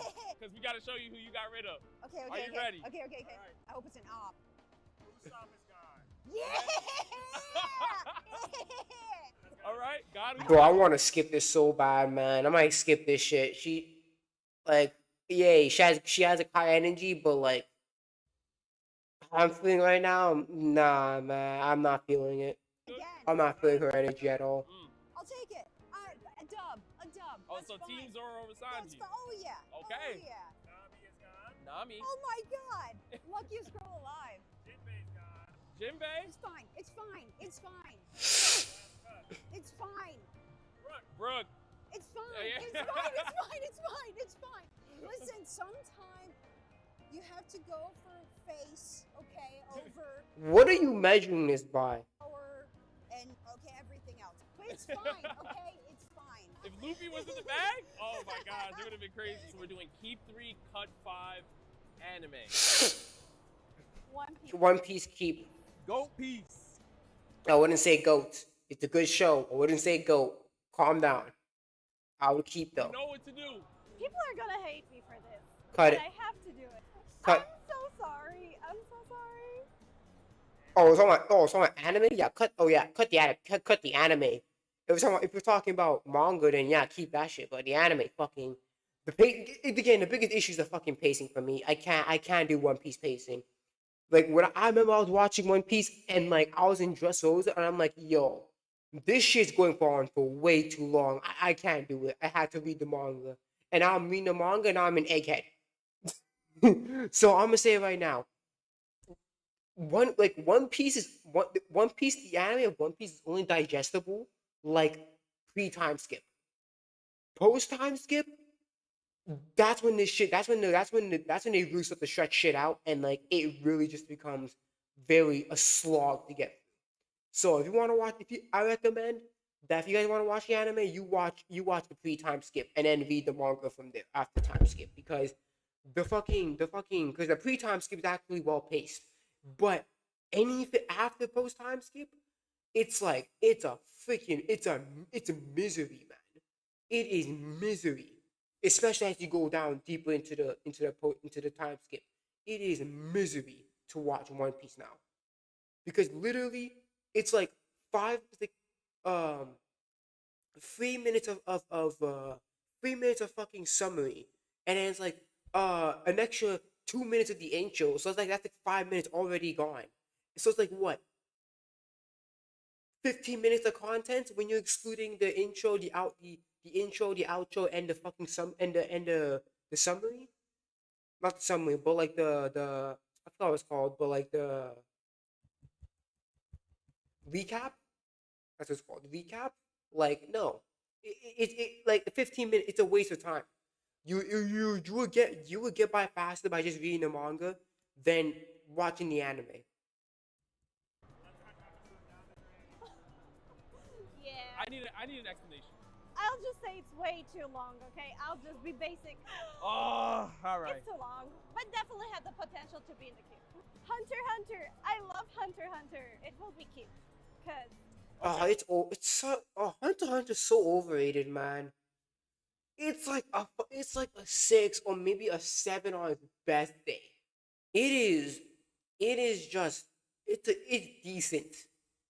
It's at best decent. It is overrated as fuck, man. I'm tired of people saying, "Oh, it's such a peak shonen," and all that shit. This shit, it's decent. Give me a break. It's a decent anime. I love Kurapika. W Key. We love Hunter. Attack on Titan. AOT. Oh my god. I can't. No. It has to be Kip. It has to be. It's peak. It's peak. Yeah, you need to read more shit, buddy. If you think Attack on Titan is peak, you need to read more shit. Cause it ain't peak.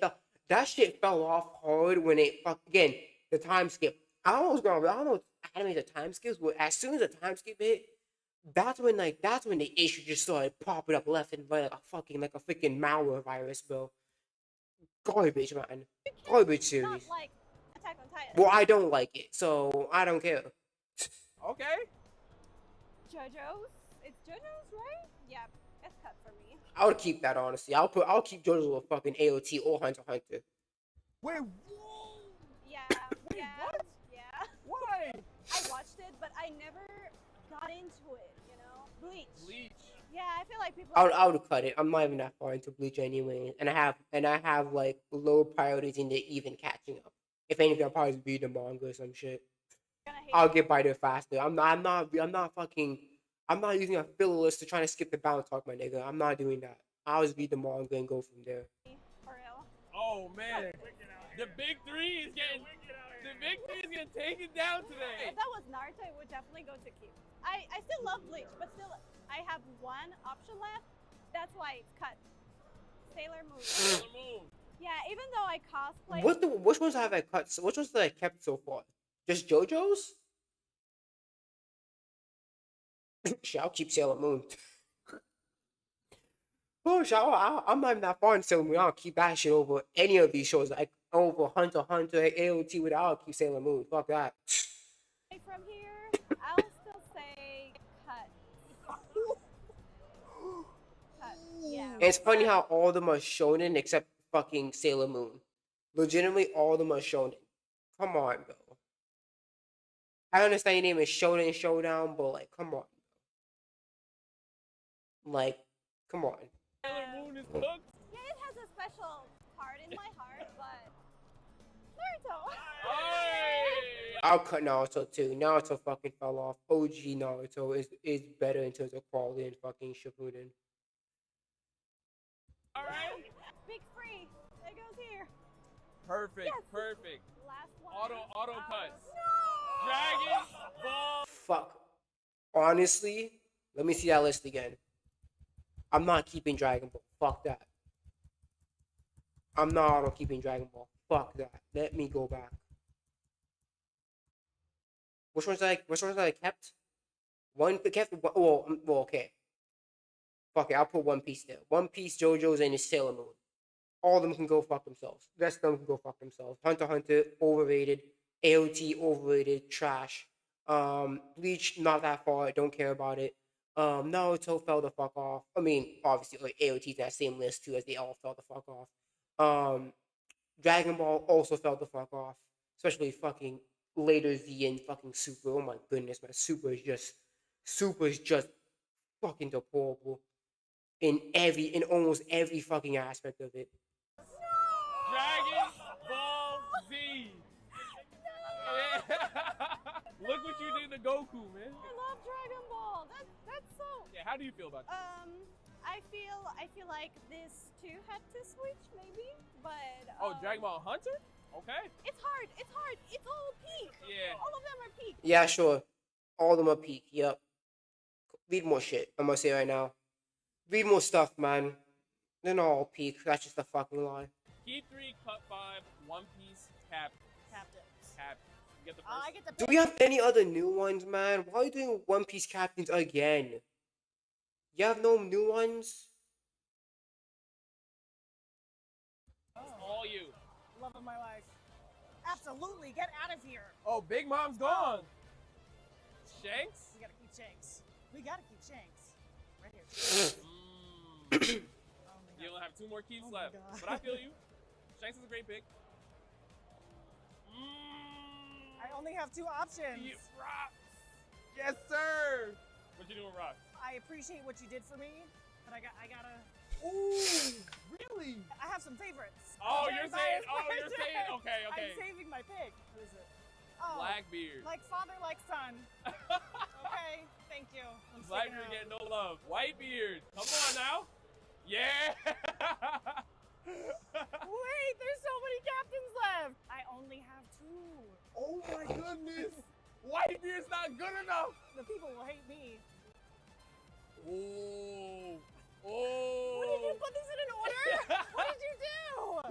Tiger King himself. Without him, I wouldn't be free. I wouldn't be a free woman. That's valid. Oh no, That's valid. Where's the love of my life? Did you take him out of here? I don't know. Kaido. No way. Okay. Is there only one left? There's only one left. So it's your auto keep. You have to keep him. Okay. Oh, Luffy. absolutely. Okay. Whew. Okay. Oh, where's Law? He wasn't in this one. Oh, you hate me. You hate me. He wasn't in this Okay, one. I'm not mad. That's what I was about to say. I was like, I'm I'm seeing not mad. the Straw Hat generation. Yeah, we That's needed what I'm seeing that. right now. Awesome. So we're doing Keep 3 Cup 5 anime for the entire convention. Bleach. You got Bleach. Bleach worth the keep? Of course. It's a peak anime. Everyone loves it. Definitely a keeper. And it's an OG. Literally, you got voiced by Johnny Bosch, who's the Black Ranger for Power Rangers. Just another day for your friendly neighborhood Spider-Man. Oh, now we're doing the same thing where we're asking different people now again. We're doing the same thing that we were doing before. The same mistake. Okay, yeah, no, I gotta keep it. I'm sorry. Let me just be real with you folks. Hunter x Hunter is peak across the board. Why is everyone saying peak? Shut up. It's not fucking peak. Read more shit, man. Oh my gosh, man. It was just the same shit, a fucking AI bot, bro. It's peak. This is peak. This is peak. Everything's peak. Nothing's peak then. Goodness, man. The way Nin is applied, the way we're taught how it works, and the fact that anyone can use it without even knowing that they're using it, that's some Kingdom Hearts type shit. I would have cut that one, but... One Piece. See, I'm actually just getting to Fishman Island, so... Come on now. Oh! I mean, if this wasn't there... You would have done it. I would have... Okay. Because I feel like there's something better in there to keep. Okay. You gonna show him? Attack on Titan up there. Okay. Kept Attack on Titan. You really like that show? Yeah. Awesome. But we got to show you what shows he got rid of. So we auto-cut it. Dragon Ball Z, unfortunately. Dragon Ball's cut. JoJo's Bizarre. I'm pretty sure the kid doesn't know what fucking what a Dragon Ball even is. I doubt he knows what that is. I don't think he knows what Sailor Moon is. Sailor Moon? Yeah, this hurts me. Last but not least, Naruto. Man, see? No! That was a very disappointing video. That was a very disappointing video. I really when people say, "Oh, it's peak anime." It's just none of those in that list are peak. I would even say One Piece is peak. It's not, and One Piece is one of my favorite anime. I would even say that's fucking peak because it ain't. None of those series in that fucking list are peak. Goodness gracious, man. Bro, I don't even know what to do anymore. We've been streaming for 1.5 hours. My frames are like I dropped like 18,000 frames. Not 18,000. 76,000 frames.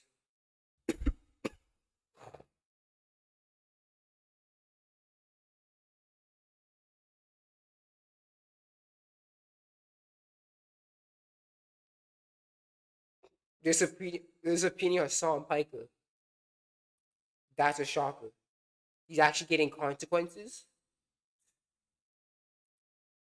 These are useful idiots. They're dupes. They aren't criticizing the regime. My goal here today is to bring awareness to what my government, the United States of America, has done to the Cuban population. What our government is doing is just so cruel. The flotilla that is coming from Mexico to bring supplies to help the Cuban people because of sanctions imposed by Donald Trump and Marco Rubio. I mean, one of the cool things about America is that I find them detestable, but they can say whatever they want, and he can have a stupid live stream that a lot of people watch, and that's okay. But if you tried to do that, if a Cuban tried to do that, they'd be dead. The Democrats' radical message is being spread by their new spokesman, a fan of this show, Hassan Piker. He hit the campaign trail with two Democrats this week to push his vile rhetoric. We all know the Republicans are corrupt. We all know that they're monsters, they're racist, they traffic in hatred. But we are here to say we are no longer going to vote for do-nothing Democrats either. This is not just a battle that we are fighting against the Republicans, the fascists, the reactionaries, but we are also fighting for more responsive politics to make sure all of your voices are heard. And he's not the only one spreading these anti-American messages So online. dangerous. They said you couldn't post your videos in communist countries. You literally did in Cuba and China. I know. That is also funny. Try that shit in a communist country. Well, I did. I did do it in Cuba. Yeah, but you know why? Because they like you. That's why. You do realize the reason why they did that, the reason why they allowed you to, because you agree with their fucking politics or something. That's why they allow you to. They allow you to post this shit because since you have the same ideology as them, since you are a famous person of influence who has the same ideology as them, they're gonna allow you to fucking spread that shit. Obviously, they're using you as a fucking flashlight to freaking propagate their damn message. Of course they're gonna let you freaking post that shit. They're just using you, bro. Did do it in China, and it was perfectly fine. So we have some disturbing breaking news right now.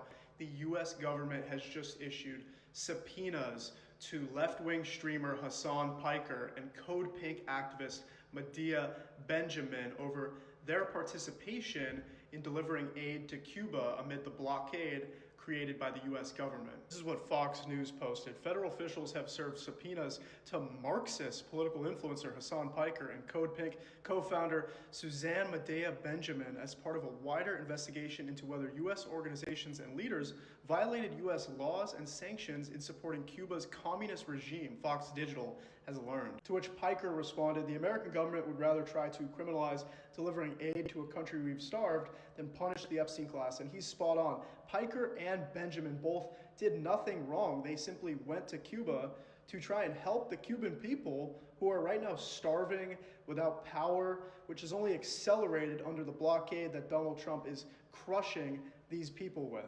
Boy.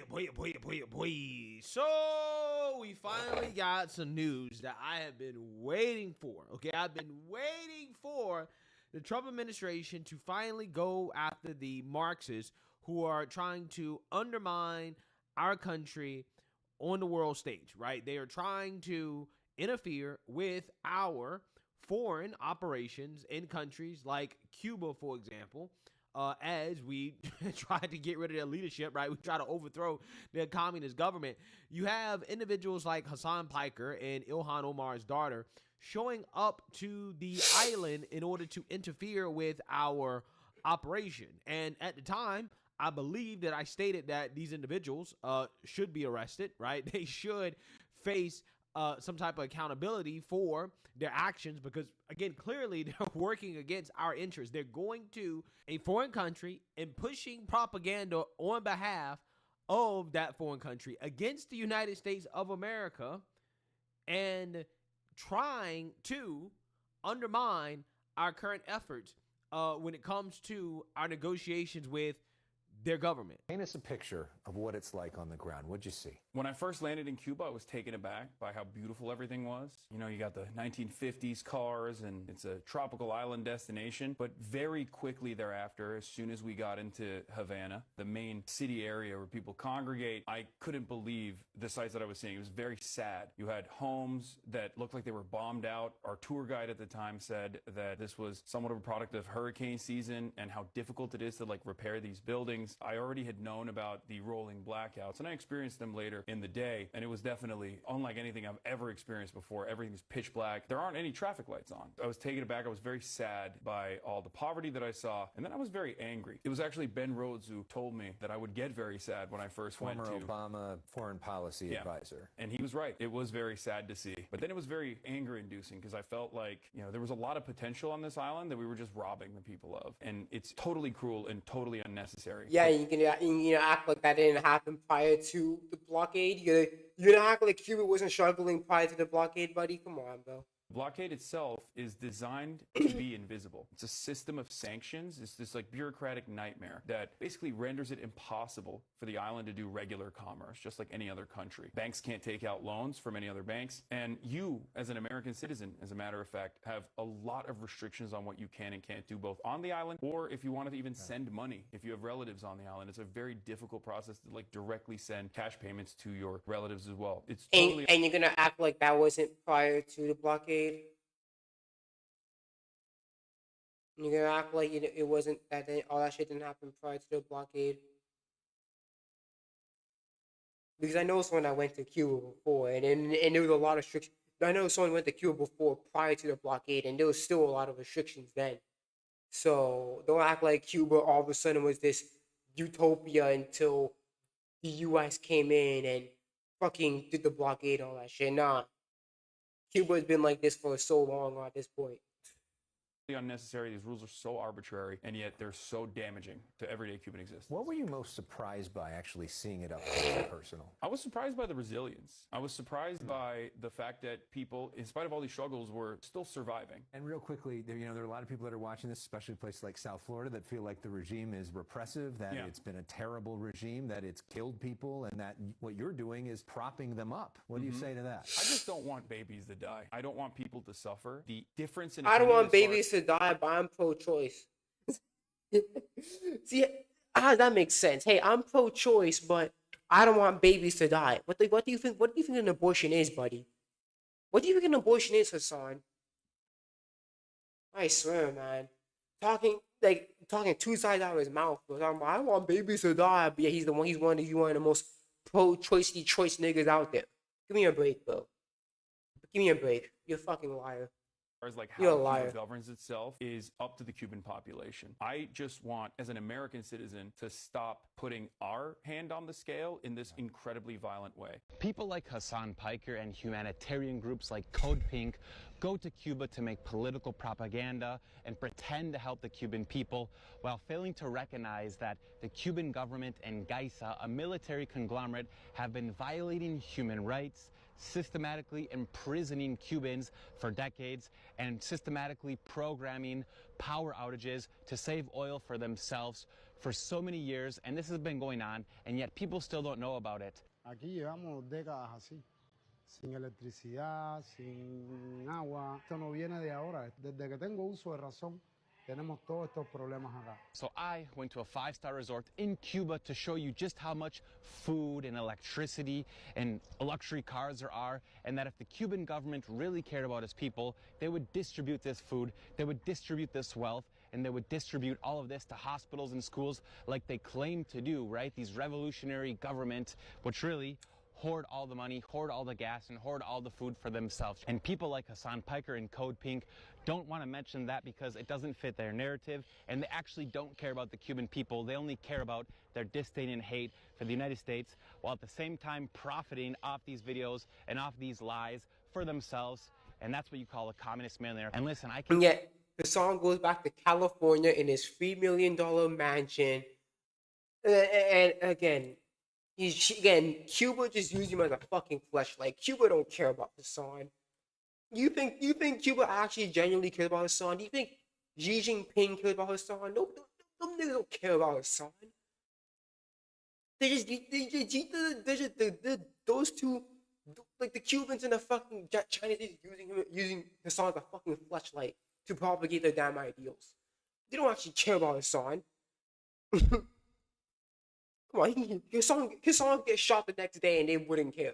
They would get another freaking brainwashed person like him to propagate their damn message. They don't care.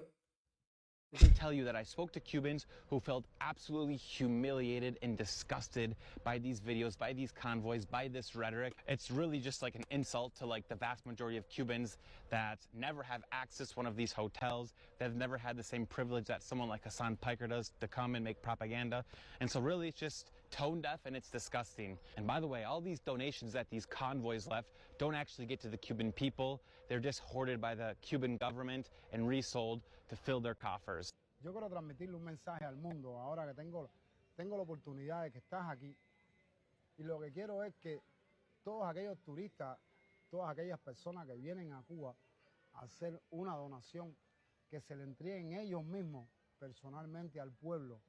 ¿Me entiende? Que vayan casa por casa preguntando a ver qué problemas hay, qué tipo de medicamentos necesitan las personas que viven en esas casas.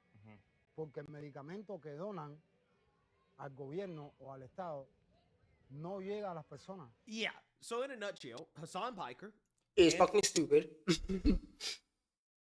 Hassan Piker and Medea Benjamin are fucking stupid. They're literally just idiots because again, they're just basically propagating Cubans, not Cuban, but the Cuban government. And yeah, that's what they're doing. they're basically just fucking idiots. Friends and communists, comrades, right, went over to Cuba as we are trying to overthrow their government and conducted propaganda on behalf of a foreign government while at the same time making an in-kind donation to the same foreign government, right? While claiming that they're there to help the people, okay? And yeah, this is why they are now facing a federal investigation. So, without further ado, let's go ahead and get into this because this has been long overdue.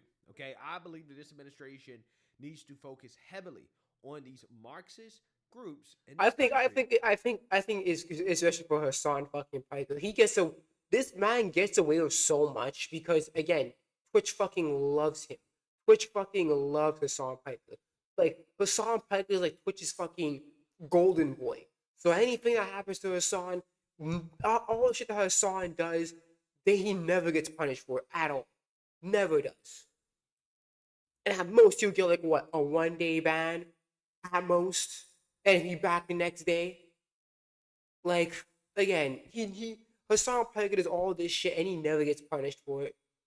So again, it was just something that is gonna happen soon. That are trying to undermine us from a foreign policy perspective, and also on top of that, they're also responsible for domestic terrorism as well too, right? A lot of the domestic terrorism, the political violence that we see in this country, comes from these far leftists like the Antifas, okay, which Hassan Piker in comrade support. So without further ado, let's get into it. Federal officials have served subpoenas to Marxist political influencer Hassan Piker and Code Pink co-founder Susan Medea Benjamin as part of a wider investigation into whether U.S. organizations and leaders violated U.S. laws and sanctions in supporting Cuba's communist regime, Fox News Digital has learned. Piker and Benjamin are among those caught in a federal inquiry into whether activists who traveled to Cuba in March violated U.S. sanctioned laws through the financing, coordination, or delivery of goods to Cuba, including potential contacts with Cuban government personnel or entities on the island. The administrative subpoenas were sent to the pair by the Treasury Department's Office of Foreign Assets Control. Yeah, so I already know that leftists are going to boohoo, whine, and cry, and melt down over this and claim that this is political persecution. But I wonder what mainstream Democrats are going to say, right? Because they're certainly going to be pressured by the far left to say something about what appears to be an investigation into one of the communist revolutionaries online that has a whole lot of influence over the Democrat Party. Again, at least from the online perspective, when you talk about the online conversation, Democrats will publicly claim that they're not associated with the guy. But let's be real, they're trying to appeal to his audience, right? The people that he appeals to, Democrats are actively trying to appeal to them, right? So, yeah, I wonder if they're actually going to say anything about this. It's going to be interesting to see if they're going to come out here and defend this guy, which, in my opinion, would be a trap. The administrative subpoenas, called Request for Information, or RFI. I mean, honestly, it's down if you do, down if you don't. Because if you do, then if something like this happens again, then the leftists are going to expect it. They expect them to do it to support future subpoenas, right? And then if they don't do it, then them far leftists are going to get mad at them for not backing up Hassan or whatever against or being against the subpoenas. So again, it's a damn if you do, damn if you don't. for the Democrats, they're fucked. It seems like it. Logistical and communications information revolving around trips the two widely bragged about making to the island nation in March with delegations of the Nuestra America Convoy, or Our America Convoy, from a global network of communist sympathizers, activists, and influencers who brought supplies to the country's ruling Communist Party of Cuba, according to sources familiar with the matter.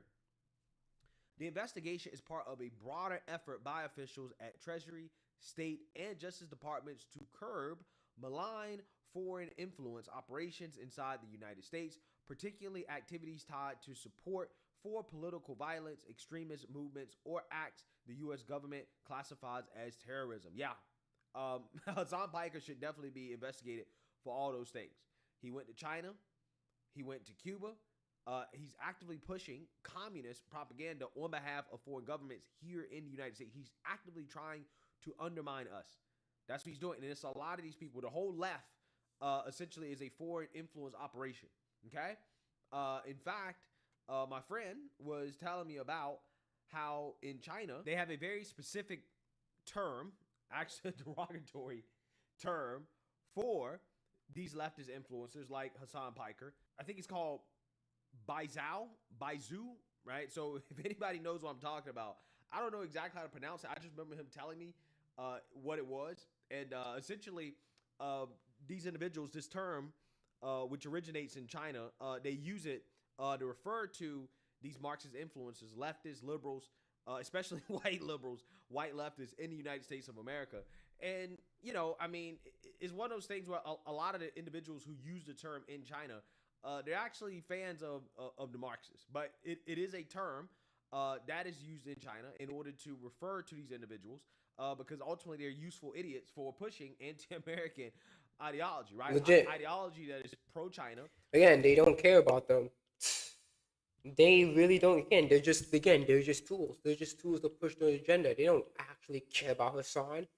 Why do you think they're treating Hassan so well? Because Hassan, if they treat Hassan so well and basically delude him in his ideals and shit like that, he's gonna push it even harder. Because you just say, I went to China and it was a great time there.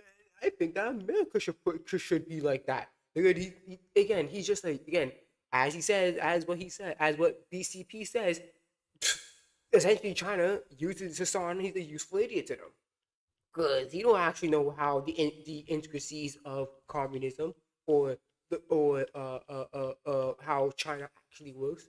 It's just like, here, I'm gonna show you all. I'm gonna delude your vision, give you basically rose tinted lenses, and yeah, you better fucking enjoy it. Pro-communist, pro-Cuba, pro our enemies, right? So that is, I think, a part of why Hassan Piker needs to be investigated, because at this point, he is actively working against his country, okay? Let's be real. The scrutiny reflects growing concern among federal authorities and lawmakers over whether foreign actors and aligned organizations are attempting to shape American political discourse, mobilize activists, sow discord, and normalize rhetoric that would encourage violence or undermine U.S. national security interests. According to a Fox News digital investigation, Singham has pumped $278 million into nonprofit groups that have pushed pro-China, pro-Cuba, anti-U.S. narratives and street protests for almost a decade since his marriage in February 2017 to Code Pink co-founder Jody Evans, who is also being investigated for her role in the March trip. Code Pink received $1.3 million from Singham after he married Evans. In mid-March, organizations in the Singham network, from the Vincent Ramos Brigade to People's Forum, a hub for communist causes in New York City, where leaders of the Nuestra America convoy, which included an estimated 650 delegates from 33 countries and 120 organizations. The organizations included Democratic Socialists of America, a nonprofit that promotes Piker as a headline member. The investigation by the Office of Foreign Asset Control is a part of a broader dragnet that includes as many as 40 American citizens who joined foreign nationals, including a controversial Brazilian activist, Thiago Avila, who are a part of a global network of anti-U.S. Marxists, communists, and socialists. Additional subpoenas are expected. The administrative subpoenas mark a serious escalation by the Trump administration against a far-left nonprofit activist network that has spent years defending communist regimes from Cuba to China while presenting its work as humanitarian aid, organizing, and solidarity with people oppressed by the imperialist U.S. colonial power. As reported, a Fox News digital investigation has identified 145 U.S. nonprofits and activist groups with $1 billion in collective revenues that Justice and Treasury Department officials are investigating as part of a wider influence campaign by Cuba's communist regime and other foreign actors. According to public statements, it is believed that delegation's members stayed at a hotel the U.S. State Department has put on a Cuba restricted list as businesses directly tied to the communist government of Cuba designated a state sponsor of terrorism. U.S. law imposes broad restrictions on financial transactions involving Cuba, primarily through the Cuban Asset Control Regulations administered by the Office of Foreign Assets Control. Those rules generally prohibit unlicensed travel-related transactions and the export of goods or services to Cuba, with limited exceptions for journalism, humanitarian projects, educational programs, and certain activities meant to support the Cuban people. Piker, one of the most influential political streamers on Twitch, has built a massive online following with a mix of Marxist politics, anti-American commentary, and inflammatory statements that have repeatedly drawn public backlash. On March 10th, Piker posted a photo of himself on Instagram with the message, "I'm going to Cuba." Yeah. So what you have here, okay, is Hassan Piker and a bunch of other communists being investigated, right? And again, this is a part of a larger group, including Irsa Hersey, who is the daughter of Representative Ilhan Omar, who is also facing a federal investigation. According to the sources with all these criminals just colluding together, bro. Crazy. Investigators examining whether Omar may have funded her daughter's travel to Cuba. Omar she probably did. Probably used the money that probably used the millions that she supposedly doesn't have, and she probably used that to fund that shit. Didn't respond to an earlier request for comment about her. Like I'm saying right now, but I don't think she Ilhan, you have so much shit on your plate. I don't think the last thing you should be doing is sending anybody on vacation with money, bro. Because they're already tracking your ass down with the fucking with all of a sudden your net will fucking drastically going up and down like a damn roller coaster.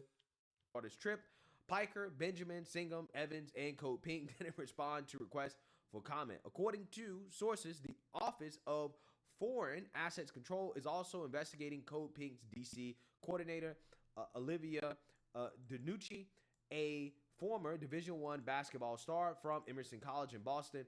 Her unassuming girl next door persona often gains her entry into coveted spaces that she then disrupts with loud theatrics. She joined a convoy led by the Brazilian activist Avila.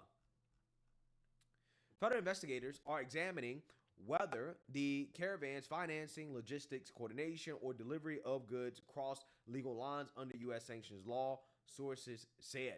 Legal experts told Fox News Digital that the subpoenas could determine whether prosecutors pursue a criminal case under the International Emergency Economic Powers Act, known as IEEPA, or whether the matter remains a civil enforcement issue handled by the Treasury Department's Office of Foreign Assets Control, which administers U.S. sanctioned programs. The Office of Foreign Assets Control can impose civil penalties under a strict liability standard, meaning the government does not have to prove intent.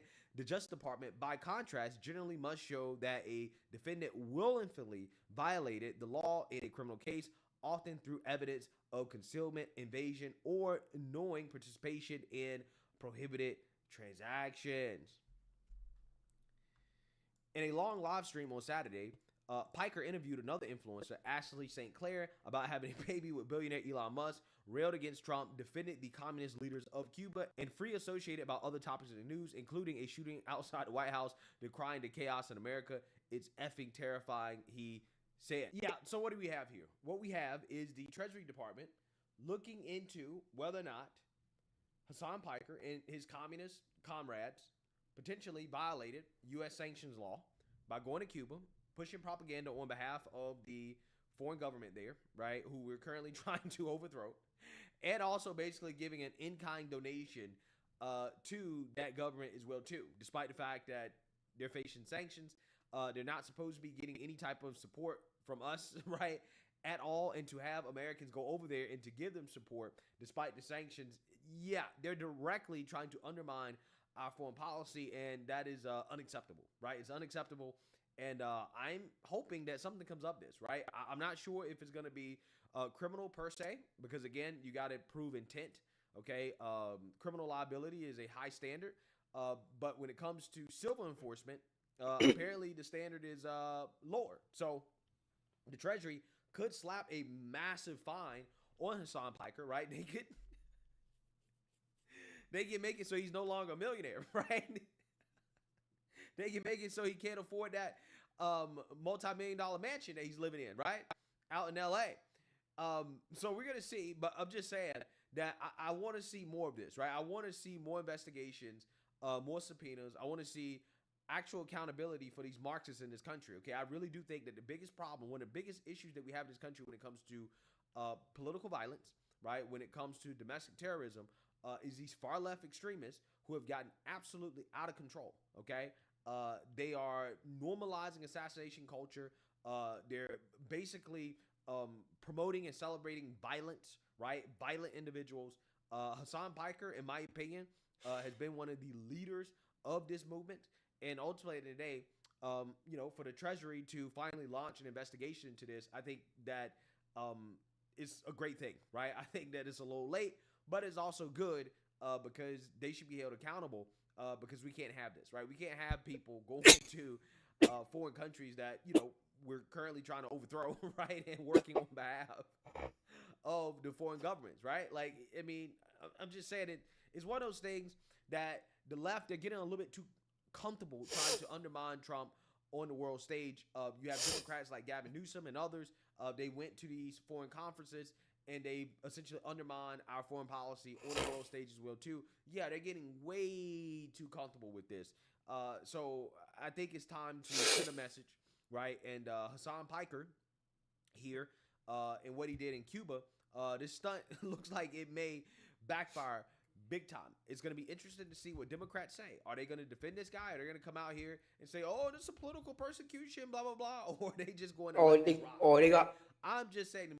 Or they gotta defend him, because if they don't defend him, then guess what's gonna happen? You got them far left motherfuckers gonna come at the Democrats neck for not supporting him. And then if they do support him, and then another situation like this happens again, they're gonna get mad. They're gonna expect, hey, you better support this one too. So again, it's a damned if you do, damned if you don't. You're fucked. You're fucked. The most interesting aspect of all this is if something comes out of it, right? What do Democrats do? How do they react? Okay, no reaction could hurt them because Hassan's fans will be pissed. But if they do react and they basically side with Hassan Piker, it's going to look like they're in bed with communists who are currently trying to undermine our country. So let me know what you guys think. Yep, again, this good. Subscribe, most importantly, share a Black conservative perspective. Peace. All right. So this is the last video. This is the last video we're going to do today. It's called Why Ruby Should Be the Coolest Thing, Yet It Isn't. You know why it's not the coolest thing? Because it only goes down, it comes down to its one thing, and that is the writers. Okay? That's why it's not the coolest thing ever. Because the writing is shit in Ruby. So therefore, it can't be the coolest thing ever. Words can only convey so much. So it's understandable if what I say. This is mostly just narration and need to these. Subtitles available. This is mostly just narration and memes. So feel free to leave this video in the background. It is very critical of Ruby and Viz Media discussion. I like this. I like being very critical of Ruby and Viz Media because it feels like Viz Media just gave Rooster Teeth like a fucking blanket. It's like, here you go. It's okay. All you have to do is just give us your most popular IP, Ruby, and you'll be okay. We'll take care of everything else. It's like, okay, why do you think Ruby's in this situation in the first place? Cause of fucking Rooster Teeth. But I'm more than sure you're gonna hire the same niggas out in Rooster Teeth to help. Like, again, they're not gonna fucking learn. Say doesn't make sense to you now. But like Viz Media, like, huh? Why is Ruby open for taking? I wonder why. Oh yeah, cause fucking Rooster Teeths are full of retards. I don't know how to fucking control the spending money. I've been a Ruby fan for almost 14 Oh my goodness. To be Mike Pops, so exclusive art. Oh my goodness. Yeah, okay. years now. That's older than the average Ruby fan has been alive. In those many years, I've gone through Okay, many joys and disappointments with actually, this I might need it. franchise under Rooster Teeth. And it appears that, much to my dismay, its tenure under Viz Media looks to be more of the same. It is the same. They didn't learn. Or they just have a bigger budget now because it's under a popular publisher like Viz Media. As I told you, they didn't learn from Rooster Teeth. They did not learn from Rooster Teeth because I'm pretty sure when Volume 10 comes out, they're gonna hire more big actors, more high paying voice actors, all that shit, and it's gonna hit Viz Media's pockets or whoever's fucking pockets. Because, well, allow me to vent for a minute. Because, what the hell are they fucking doing over there? I swear, when the ship that is Rooster Teeth sunk, they only kept the most valuable people. The two Ruby voice actors, Carrie, and of course, most important of all, the official Ruby social media guy. Ruby's back, baby. We're right back where we were, reposting the same ass gifs and clips that everyone's seen already, the same unfunny white bread memes, and Ruby is firmly retaking a spot as the lamest, most sanitary. Yeah, and it's like, oh yeah, I remember. There's like a video like, here's flowers for Ruby Day or Fairy Tale Day or whatever. It's like, oh, how these fairy tale influence the characters. I'm gonna say it right now. The fairy tales barely influence any of the characters. It is a very surface level inspiration. It is like, oh, Yang is based off Goldilocks. She has blonde hair and likes her hair a lot. Ruby's based off the Red Riding Hood, so she has a red hood.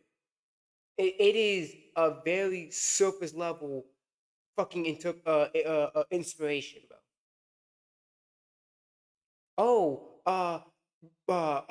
Blake, she's a beauty and she's a beast because she's a faunus. It's like, wow, great fucking job. Unmemorable series about giant weapons and anime fights in indie animation history. What a time to be alive. Meanwhile, I look over to Glitch Productions, which was started by two people directly inspired by Monty's work.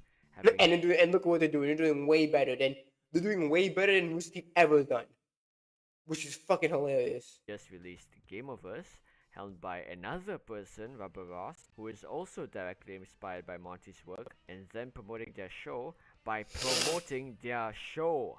No fucking about with voice actors doing the most tangentially related, boring nonsense, actually showing the characters, promoting the show as the characters people, actually You know why they're not promoting? You know why they're not promoting like that? Because I'm gonna be honest, they're nowhere near finished production, bro. Because I'm pretty sure Viz Media acquired Ruby like a year ago or like 2024. If I remember correctly, I think they got acquired by Viz Media like a year ago, and there has been no news of Volume 10, no teaser, no poster, I'm pretty sure there was a poster. I'm pretty sure there was one poster, but there was like one poster, but I'm more than sure that was before they got acquired by Viz Media. So out of basically over a year, you guys getting acquired by Viz Media, all you've done release is a fucking poster of Volume 10. No teaser, no nothing. It's been basically trying to make I'm pretty sure, obviously, the fact that they're trying to make Ruby irrelevant again, it's kind of telling that obviously there might be something coming soon. But there has been nothing other than, hey, it's in production, and then all this flower bullshit nonsense that these niggas released a couple of days ago. Give a shit about. I have this nagging feeling. The way Glitch treats its shows, the attention they give their merch and promotion. If Glitch had, perhaps in another timeline, acquired Ruby, the work that inspired its very founders and creators, they would have treated this franchise like their golden fucking child. But Viz had more money, so they won the bid for Ruby. That's how it works around here. But okay, that's all. If I remember correctly, I think Viz Media, I'm pretty sure Viz Media helped them release like their mangas or some shit. Let me see. Ruby manga publisher. Oh my goodness. Yeah, I'm sorry. My dad is really trying to fucking think.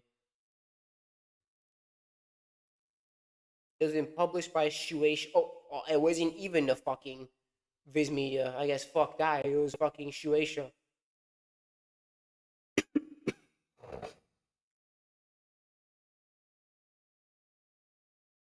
That shit was Shueisha. I was fucking. It's a seinen manga. Okay, buddy. Right, that's all right. Part of growing up is accepting what cannot be changed.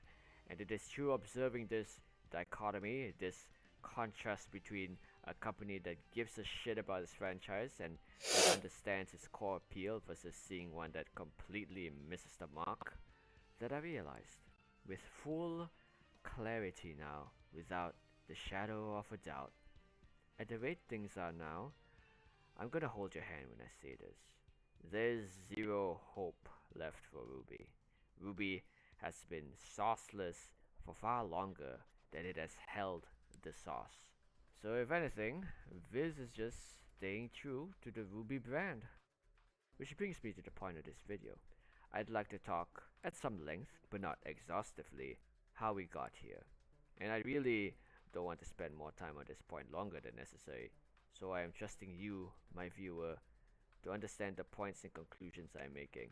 After all, if you're listening, you're not someone here looking to be convinced. You're probably here to confirm what you already believe to be true, to hear echoed that pit in your stomach, that discouraging dread you suspend out of hope. Well, I could certainly record an hour-long video going into long and extensive detail about how Ruby was systematically defanged over the years, its sharp points sanded over to a fine, featureless curve. This video is more a way for me to voice a series of epiphanies I arrived at after years of frustration with this show, only further confirmed by the good people at Viz Media. As the quote goes, if I had more time, I would write a shorter letter. Well, I've had plenty of time, so that for your benefit, I may perhaps summarize these frustrations and untangle some of the questions in your mind. Why does it no longer feel the same watching this show? Why is it so fucking lame? In my personal opinion, the decline of Ruby can be summarized in the following points. Number one, it's a show initially made for weebs, fans of otaku culture and of the creative arts, led by people who know nothing of it. 2. Yeah, that's true because what they basically did is that they got inspired by, for example, like Ruby's introduction scene. That was inspired by Cowboy Bebop, and it's like they saw that scene and they just saw the rule of cool. They didn't really understand why that scene is so good in Cowboy Bebop. They're just like, that's a cool scene. Let's take it. So I wouldn't say they know nothing of it. I just think that they don't really know much about it. So they just take stuff that seems cool and then they put it in the story, but they don't really know how to do it properly. So they just add it in there without even putting it in there properly. So it's just a waste of an opportunity. They can't give a shit. That too. And 3, you can't just be deserving, you have to be worthy. Let's go through each point one by one. They're not very long, don't worry. I will also refer to the people in charge of Ruby to generally refer to either Kruby under Rooster Teeth or Viz Media. It doesn't really matter because their methods and treatment of the franchise are regrettably the same. So, let's start. Point 1. It's a show initially made for weeps, fans of otaku culture and of the creative arts, led by people who know nothing of it. I've brought this up in a video before, but Monty the creator of Ruby, with all his strengths and flaws, was, yes, a human, like you or me. I'll be discussing Martin a lot in this video, by the way. In my opinion, you cannot talk about the Ruby. You cannot talk about Ruby Eyes Cool without talking about any of us about talking about his creator. Yeah, that's true. Even though he passed it over a year ago, it's like you can't. Again, you can't. It's hard to talk about the downfall of Ruby without really talking about the person who made Ruby. You know. He was an exceptional creator. In this era of indie animation, I wouldn't say he's an exceptional creator. He's a very efficient creator, meaning that he would overwork himself to get shit done, which is again, it's not a healthy way of doing it. thriving the way it does, with all the advancements in 3D animation, in 3D anime, he would have thrived. This world of indie animation that he partly laid the foundations for, whose creators now were people directly inspired by his work. It was built exactly for people like him, and I think about that often. The things he could have made, living in a world where I know Monty would have had so much more impact in, but without him in it. It's like constantly looking at a hole, a void where someone used to be, and Ruby being his final work becomes sort of the meeting point of most of these feelings. Monty was the creator of Ruby, and when I say this, I don't mean he just came up with the idea. I don't mean he knew exactly what it would be either. This isn't a Monty's vision argument. I'm not trying to glaze Monty as this unquestionable paragon, not at all. But what I mean is that Ruby was Monty's creation first, before he shared it with anyone else. And if you know what creating something means, that means putting a part of yourself into it. Your preferences, the things you find cool, the works of art that came before, which inspired you. Let's not mince words here. Monty was a weeb through and through, about as unapologetic a weeb as you could ask for. He was a hardcore otaku before most people would even begin to consider it cool or even socially tolerable. And he was deeply steeped in otaku culture. He loved cosplay. He originally designed the outfits in Ruby with pockets and pouches because he knew it was a pain point for cosplayers. He based Ruby's 3D models by kit bashing MMD models together. Ruby had all those years of fandom culture, of obscure anime references ingrained into its DNA. So when Monty passed away, Whoa, let me see that. obscure anime reference. Adam's weapon was likely based on Kagura's sword from Guy Razorville. Here's the thing, that's likely. There's no actual confirmation proof that Adam's weapon was inspired by Kagura's sword. You're just assuming that it was inspired by Kagura's sword.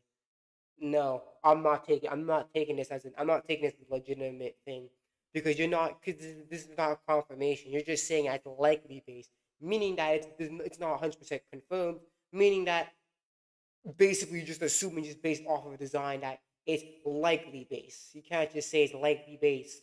You need to show objective proof that yes, Adam's weapon was inspired by Kagura's sword. You can't just say it's likely based. Ingrained into its DNA. So when Monty passed away, you take that franchise containing all of that rich DNA and you put it in the hands of people who know nothing about it. They wouldn't even know where to start looking to understand the things that inspired Ruby. I saw a recent cameo with Miles Luna talking about media he would like Ruby to cross over with. You know what he mentioned? A Ruby Buffy the Vampire Slayer crossover. Now, I personally have actually never watched. That's Miles? Jeez. Fuck happened to him? Jeez, man, them views are rough on him, man. God damn. The first place my head went to was Teen Titans. My next thought was like Teenage Mutant Ninja Turtles, Castlevania. Maybe a bit too much cursing for our kids, but still good. Well, here's the thing. Guess what all he mentioned? All he mentioned was stuff that was made in America. Even though Ruby is heavily inspired by anime, he only mentioned like shows from made in America. So that already shows the disconnect right there. That he doesn't really know like what made Ruby Ruby. It's like again, he's basically him and Kara are just trying to pick up the pieces and shit and trying to do their best, but their best is not good. It's like again, I remember correctly. This is like the first time they're ever writing something serious. I'm pretty sure this is the first like series that they ever written something like this. So it's like yeah, when you're giving it to basically amateur writers, especially based off of a medium that I'm pretty sure Miles and Carrie don't really watch, it's like, yeah, it's obviously gonna be that major disconnect of what makes Ruby Ruby and some shit like that. Zero anime, zero video games. Yep. Not a single one. No Black Rock Shooter, no God Eater, no Soul Eater, no Gachi Akuta, no Devil May Cry, no Monster Hunter, no Guilty Gear. Bro, just give me one anime related thing, for God's sake. I'll take Hatsune Miku, I'll take Uma Musume, I'll take fucking Chikawa at this rate. I'll fucking take. Oh my god. Look at games like ZZZ and Wuthering Waves, to name a few, and the difference is night and day. When the main developers at the helm actually care about anime, when their creative influences are the things that inspire Ruby, you can feel it. The producer of ZZZ, Zhenyu Li, was a mad video editor who, for the anniversary of ZZZ, made a music video using a remix of a rock song from his own franchise, edited to clips of his own characters aura farming, to thank all the fans and crew that worked and supported the game.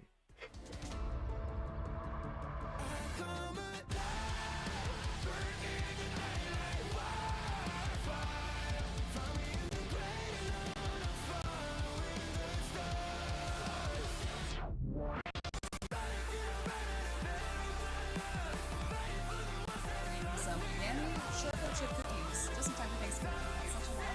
So good. Okay, this is the most important mission we've ever done.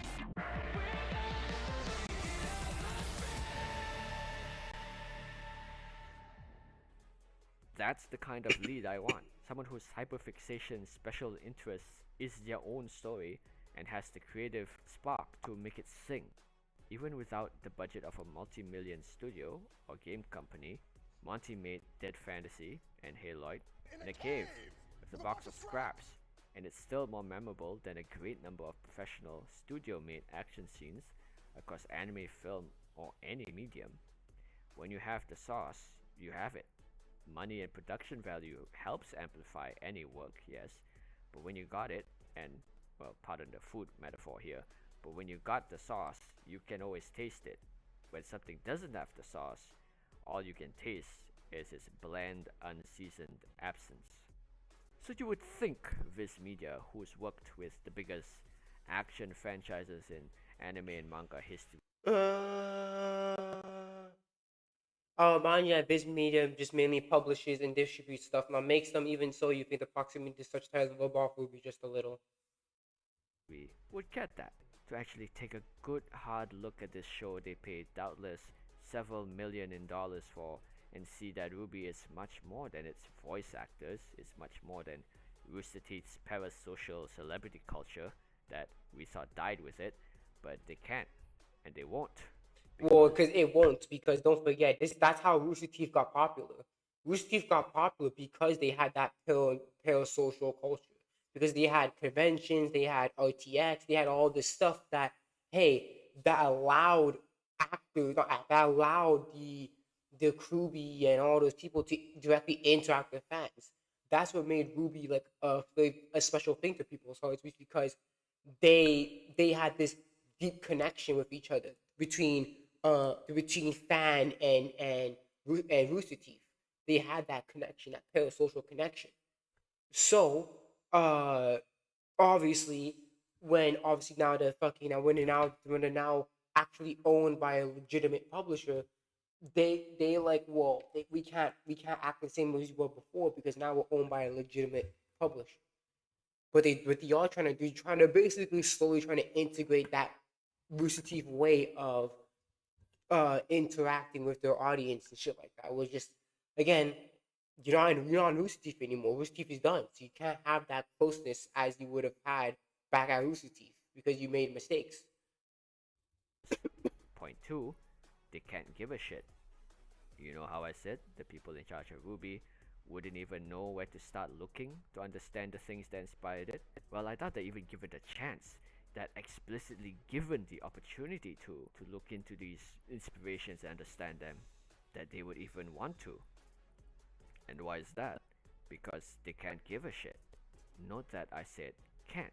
I didn't say they don't give a shit, meaning that they actively don't want to care about Ruby. That may still be true, but I want to be charitable and say that they are well intentioned enough to care about Ruby. But what I mean is they cannot truly care for its needs. They are incapable of it. They don't love the things that inspired Ruby. Specifically referring to RT in this context, we're very much given a Western gaming demographic who needed anime homework from Monty to get the bare minimum of anime media and fandom culture. Yeah, that's true. So basically, what Monty did is that he basically gave them a handful of anime and essentially just, yeah, just watch this. Just like, well, what?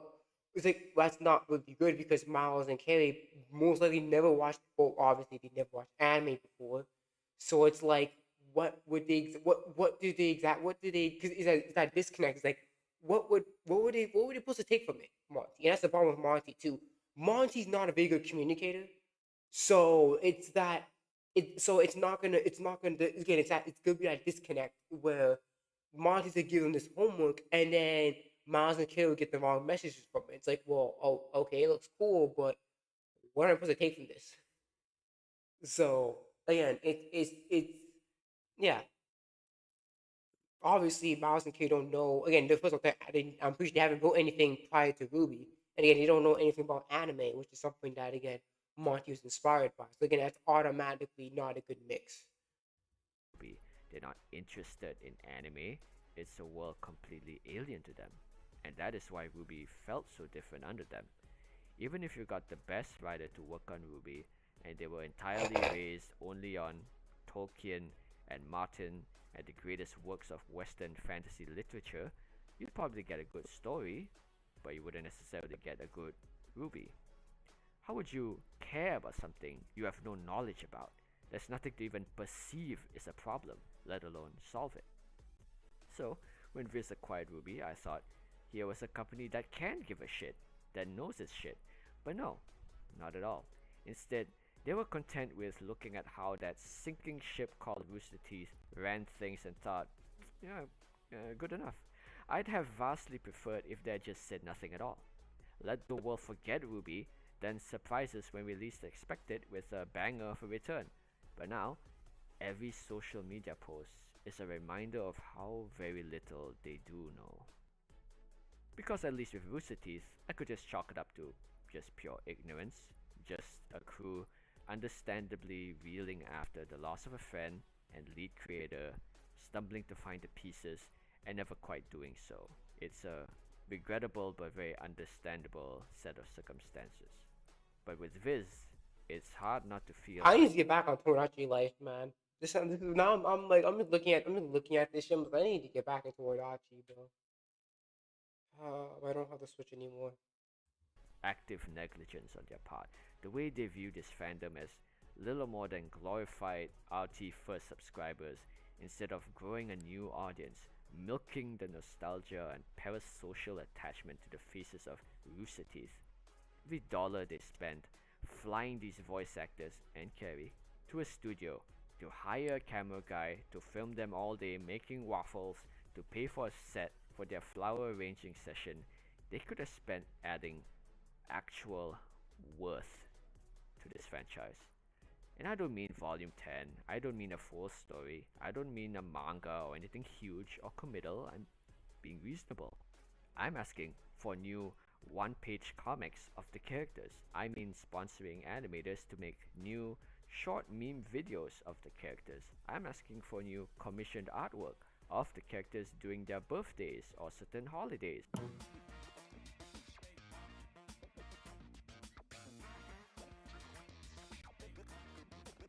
Not the same 10-year-old clips, new content of the characters. Bro, honestly, I would take like a 2 minute, like how about take like a 2 minute like clip, not even 2 minute clip, a 2 minute thing of like maybe like 2 minute like a 2 minute like new content video of maybe maybe it could be a little teaser of like, okay, uh like a 1 minute thing of like, okay, how are these characters doing? What were these characters doing when the Ruby crew were gone? Like But like, I would love something like that. But it's like, again, it's just nothing. There's nothing at all. So it's like they just give you that little reminder, like, hey guys, Ruby's still here, Ruby's still alive. It's like, okay, show me what you have. We don't have anything yet, but it's like, I don't care anymore. I don't care. They're relatively nice people, but I don't give a fuck about who voices the characters. Not really. Like, yeah, Tom Kenny will always be the iconic voice of SpongeBob. But do I want to see Tom Kenny making waffles and he's not even doing the fucking voice? And Tom Kenny as SpongeBob is 100 times more iconic than Team Ruby. So if you know I don't give a shit about even that, what makes you think I'd rather see these 5 gallivanting around on their slice of life arc, while the other hundreds of the animators and artists who work on Ruby get fuck all? And you know the problem? These would be fine in a vacuum. Sure, I'll watch Bob make a cup ramen, I'll watch Aaron attend pottery class, but if that's all you're showing me, if that's all that's new with Ruby and the rest is just an And R&D. again, it's like nothing. Again, it's nothing. I don't care about voice actors, all this shit, bro. Well, on Yuri, wait, well, I'm getting distracted. Yeah, I don't care anymore because again, you're not even showing anything new. You're just using the old clips, all this shit. It's like, I don't care, bro. It's like a nag. It's like a little fucking nagging person. Like, yo, I'm still here. It's like, I'm still here. Like, yeah, I know you're still here, but you haven't proven to me that you guys are doing anything legitimate. So I don't care.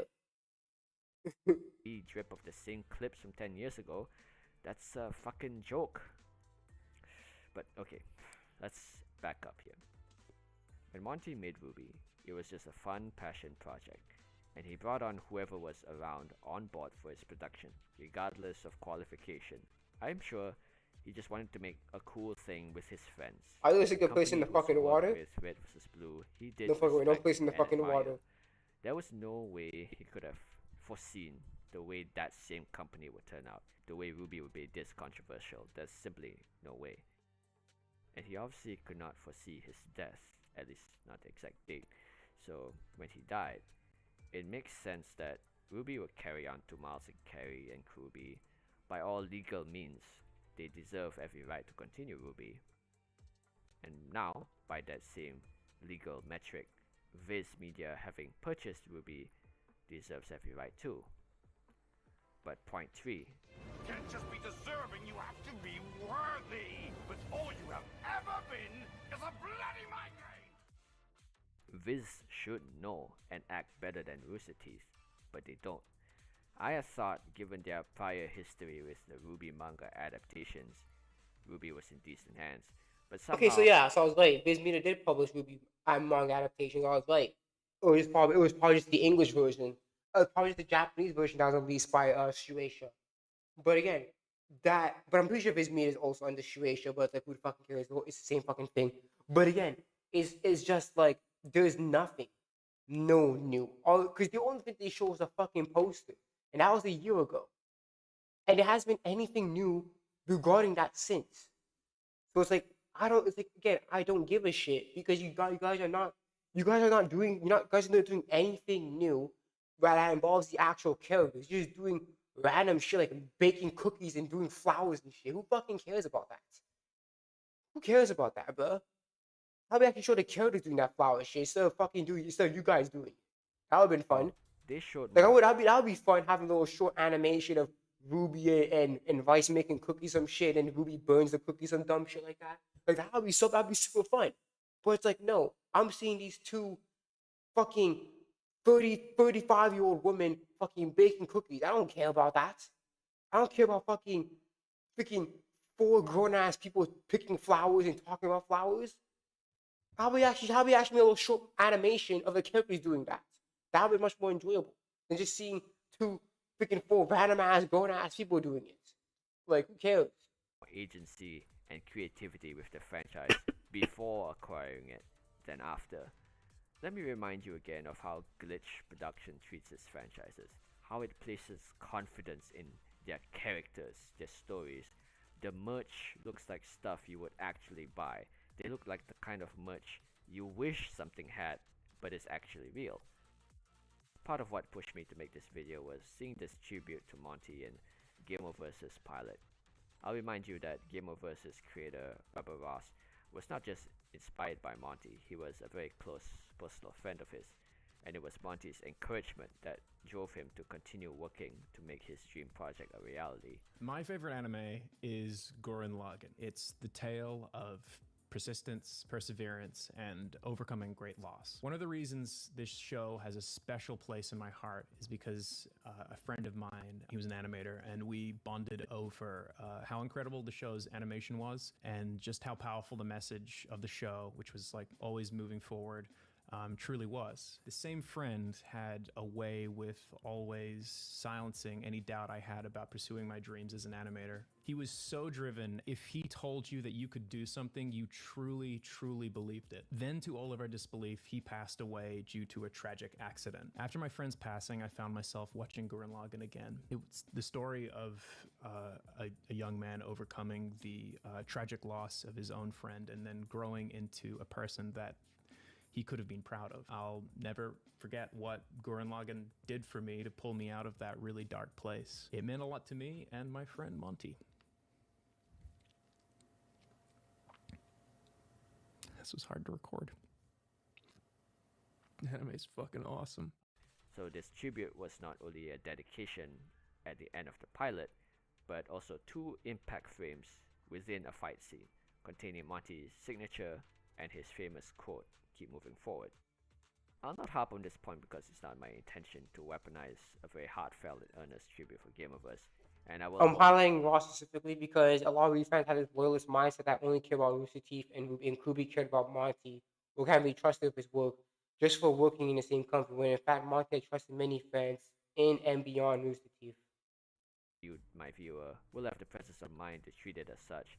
I just want to use it as an example because never in a million years would the people who run RWBY, its legal guardians, ever think to put a tribute to Monty in 2 impact frames that only people looking for it will find. Yet is so ridiculously on brand for the type of person they were honoring.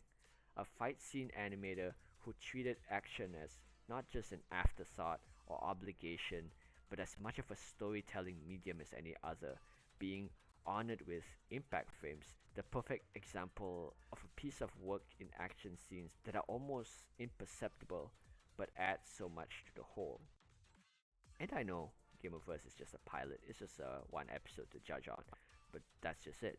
It is just a pilot, and a pilot is not necessarily a guarantee of a series. So Gameoverse, knowing this might be their only real chance at saying something about itself, still said something about that which inspired it, and in a way that truly understood the assignment. If there was anyone I would say are worthy of continuing RWBY, it would be people like them, who don't just give a shit about the franchise, but know how to meet its needs, who know its existing audience and how to grow it, to take joy in creating something new while paying tribute to their influences. It's hard to imagine RWBY from the perspective of someone who views it as a single, unified, unchanging whole. Because from my perspective, its 2 halves could not be clearer. It's so hard to concisely point out all the little changes that chipped away at its own identity. The changes to its art direction, how it once looked like an actual anime in art style and aesthetic, to becoming a genericized cartoon wearing the skin of an anime, like a Fortnite skin of the original that doesn't look quite right. Its very genetics changing to fit the views and tastes of his new creators who know nothing about the entire sphere of media out there that inspired it. As an artist, these are things I would be put in a padded cell for griping over. You think I was crazy pointing them out so often, how the weapons have gone less and less elaborate, how the semblances went from flashy and visually striking to invisible and an afterthought, how the thing by Facts, how it literally fucking Iron Wizard was an afterthought. It was like, oh yeah, Ruby had to go in an interview, and I was going on a little episode on a podcast episode. Say, yeah, his semblance is called metal. I'm like, I don't give a shit because you did not say that in the you did not introduce that in the story at all. I don't give a shit. Shooting your gun became less prominent, and when it does happen, it doesn't even look cool or hyperkinetic in its impact. It looks cartoonishly goofy and lacking any bite whatsoever. Or when they transform weapons and shit, instead of like showing the process of the transformation weapons, all they do is like do a little like for example for Ruby's weapon, instead like you know how Ruby's weapon how it turns to a gun into a scythe, right? But now they use speed lines now. They use like speed lines and shit to blur the transformation of the weapon, so you don't have to actually go. You don't have to actually animate the weapon mid transformation. They just go boom weapon, bam, freaking blur lines, and then bam, gun. They just gotten lazy. They cut corners. Who paid attention to these little details, who appreciates and loves the series for all those little things that made Ruby Ruby. It wasn't an evolution of art style, it was a continual erosion of all the things that made it cool. A slow death of 1,000 cuts. You know how when you have your own OCs and you imagine all the fight scenes in your head, like you're watching a Sakuga compilation or a badass music video? Watching Ruby was like seeing those idealized OC fight scenes in your head come to life before your very eyes. With how they portrayed this show as nothing more than the most sanitized, cozy, comfy, HR-friendly version of itself. With how they want you to see these characters more as their voice actors, relatable and unremarkable, than larger-than-life heroes. It feels like the people who run Ruby now are the kind of people who have never imagined a badass music video of their OCs in their entire life. It takes the right kind of person to do Ruby well, and even then, it's not like Ruby right now is impossible to make. Everywhere I look, I see creators, animators, artists who, if I took them and put Ruby in their hands, they would know how to cook with it. They just get it. And when you get something, you just do. It's when all of your experiences, the interests that shaped you, resonates on the same wavelength, and it's like a bird to the sky, completely natural. And when you see how natural that is, and you see its current state, legally bound to the whims of an entire committee of people who don't get it, who don't know what's so cool about shooting guns to move around, who think a series that attracted so many people because of its haphazard momentum and willingness to do crazy new things and engage with its fan base at the ground level can now just recycle the same clips, the same corpo-friendly memes. It's like watching a bird in a cage. It's an old bird. It's not the best. It's worn and beat up and missing a few feathers. But you know, if that cage wasn't there, if it had just the space to move its wings and you see it fly again, you'd be wondering, how did you ever tolerate keeping that bird in the corner of your house, staring at your grey paint-chipped walls for as many years as you did? Is the solution just to hand Ruby over to Glitch Productions? That'd probably help a great deal, but no. This is no reason to give Ruby up, and even at the Glitch, there's no guarantee of how they'd handle Ruby. There is no. But here's the thing: it's the people, man. That's the issue. The issue is the people that has it's the people that fucking does Ruby, not just the publishers. It's the people who are the factors in writing Ruby and all this shit, bro. That's the thing. Those same niggas are still there. Like obviously, yeah, some of the top dogs and music people are not there anymore, but they got their money, they're fine. But again, there's still issues to writing though. Even if they went to Glitch Productions, who's to say that the writing will change? Because if you still got the same old writers like Miles and Carey and all that shit, I'm sorry, bro. No matter how much action and animation you do well, that story will still be shit. So again, again at this point, it's like at this point it doesn't really matter anymore because because there's more issues with the story rather than the fucking rather than just the more than just the freaking the cutting corners of the animation. Solution to this. The story's a big And that's problem. what I find so damnably vexing about it all. It's like knowing a perfect world exists, close enough to see its shape, to know where it goes, yet it will continually remain impossibly out of reach, and you just have to accept it and to come to terms with the fact that it is so. Because the healthy thing to do is to move on. Glitch Productions is doing the healthy thing by making exciting new things while still honoring their inspirations. Yep. Ross is doing the healthy thing by putting his own dreams first, by paying tribute to the friend who put him on that path. I myself have also realized this, that's why I'm making my own things too, instead of hanging onto Ruby for fulfillment. Facts. To expect more out Facts. of something. At this point, I'm just consuming more things, bro. At this point, that's all you can do, bro. You just gotta move on, consume more things, watch better things, and other stuff like that. Nothing. It's not again. It's something that you again. It's at this point, it's something you can't really do. Like Ruby's stuck in this development hell. Like we don't again. It's like again. It's something that we can't do. It's like it's always something. There's only so much you can do. You can talk about it. You can bring awareness to it, but that's all you can really do. You can't really you can't really force Biz Media to hey. Can't really force the writers, the Kubi to hey, get back to fucking work. Shit, man, you can't really tell them to get back to fucking work. All you can do is just wait. So during the meantime, just do other things, bro. Whether that be writing or drawing or making your own thing or watching other things and reading other things, then living life. I just you gotta do. It's that shit you gotta do, man. Because there's some people that'll wait for like another season for fucking years, right? Like for example, Panty and Stalking. What they got this when the first season come out for Panty and Stalking?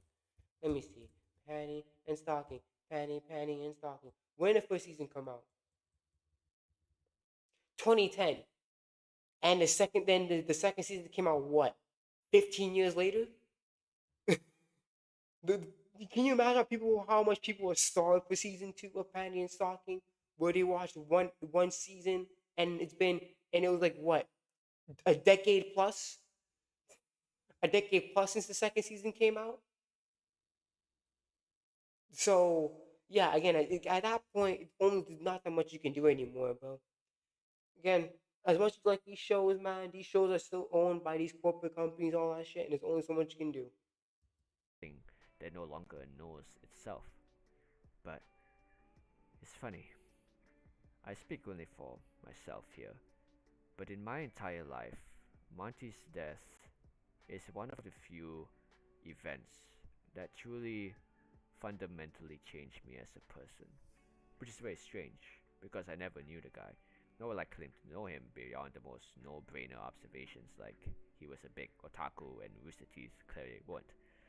Because I related to him a lot. Like him, I'm also of Southeast Asian descent and of mixed descent like him at that. But beyond that, as a creator, I could relate to his blog posts where he internally grappled with himself, the worth of what he does. Whether his animations, small and indulgent he thought they were in the grand scheme of things, were truly worth anything to anyone or to society at large. I relate to his continual struggle to be remembered for something, to create something that outlives yourself, to feel your own individuality be secondary to your deeds, to what you leave behind. And in the end, he was true to that view to a fault. He only lived for his work, even to the detriment of himself. That too is a lesson I learned, a cautionary tale, because I see the world he could have lived in, a world that would have loved his continual presence and flourished with him in it. And I know that to die young is nothing to idolize or admire. I have this eternal fascination with Ruby. By which I means that his overworking with vastly unhealthy is not something to emulate. His active was due to yeah, he died to he died with he died by a severe allergy a severe allergic reaction to something. It wasn't related to his. It was that him overworking wasn't related to his death, but yeah, it still doesn't take away from the fact that yeah, him overworking was very unhealthy and shit like that. So The things it could be, the ways it could be treated, because it's like a never-ending puzzle. Perhaps picking at that puzzle is my way of coping with the random chance and incomprehensible nature of Monty's death. Seeing Ruby being remembered, being seen the way it is now, a pale shadow of itself that has worn the face of some unknown thing far longer than it has had the chance to grow into its true self, now becoming that mask, perhaps. but then there's just one thing though. The issue is that Monty, as dedicated as Monty was, he was not a writer.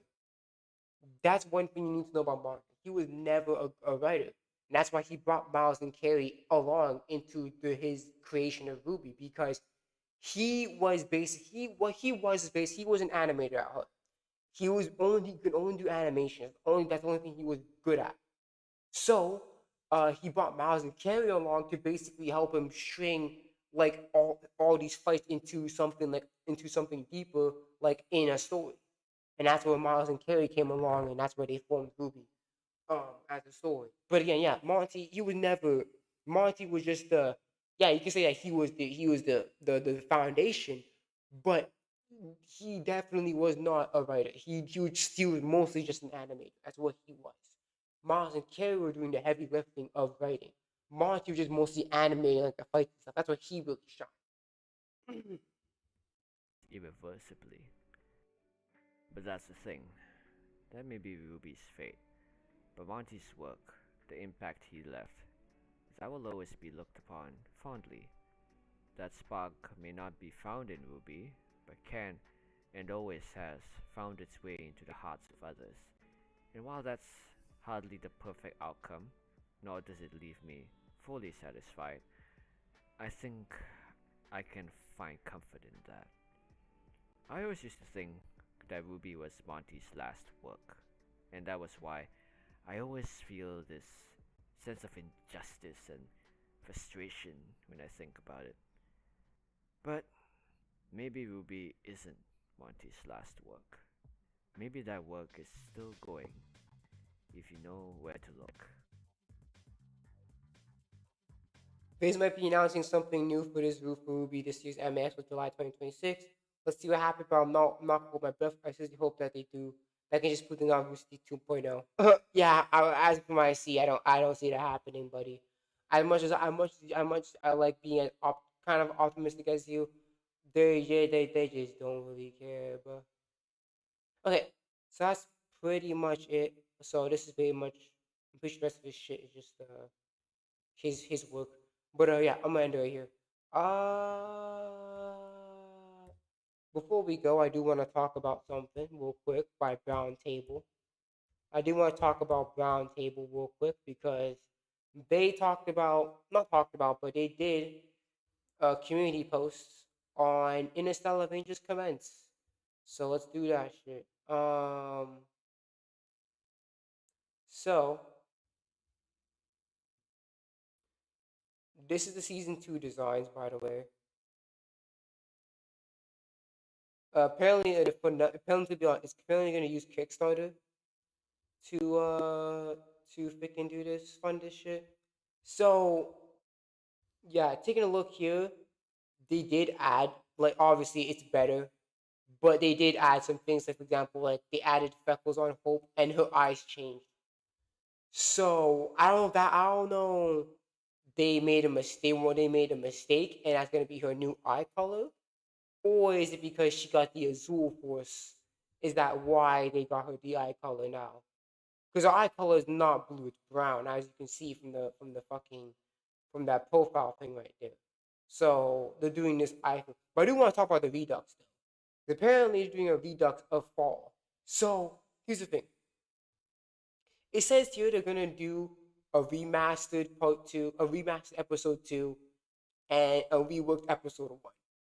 So basically, they're gonna waste more time, pretty much just retooling the.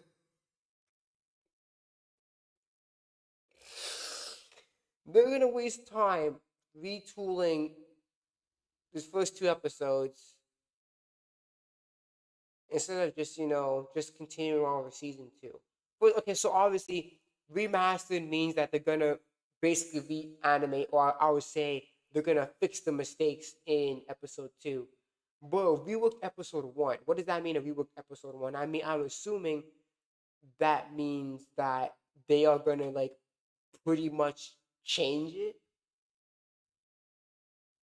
right? They're gonna pretty much change it, and again, honestly, I don't see why. Because for my issue is the story, my nigga. That's my issue with the story and shit. It's not.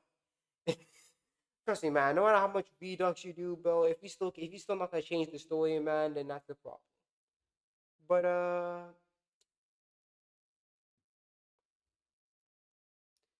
they should be ashamed of themselves. Yeah, they're not ashamed of themselves.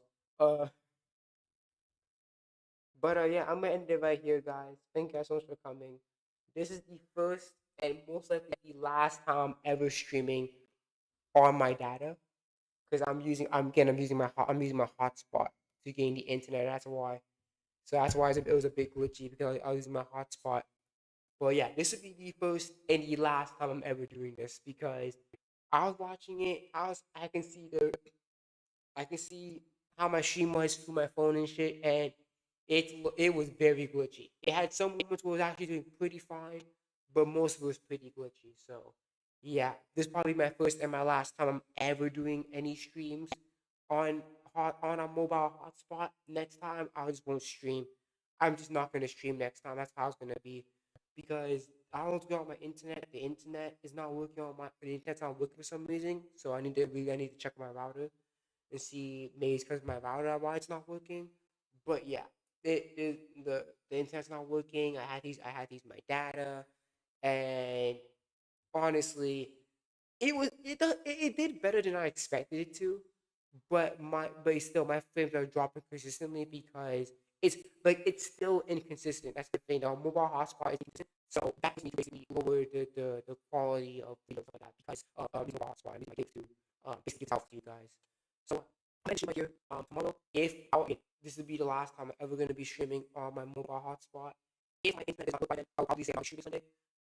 But if it doesn't look like Sunday, I'll probably do an anime watch stream, because we haven't done those in a while, and I'm very behind on some seasonal stuff I do want to catch up on, like Witch Hat Atelier, Daemons of the Shadow Realm, Aaron the Southpaw, what's the other one? What's the other one I was reading? I was watching. Shit, this one I was watching. We're still watching Sword, amongst others, obviously, but that's what we're gonna catch up on some anime stuff. We're gonna do that tomorrow. So I'm gonna stream on Twitch. So that's why, as I always say, guys, you have to go on my Twitch. You have to follow my Twitch. We have stream opinion. I'm going back and forth. So you guys have to go on my Twitch. You guys have to follow my Twitch. Subscribe to YouTube for all notifications on whatever. But yeah, I'll see you guys tomorrow for the end.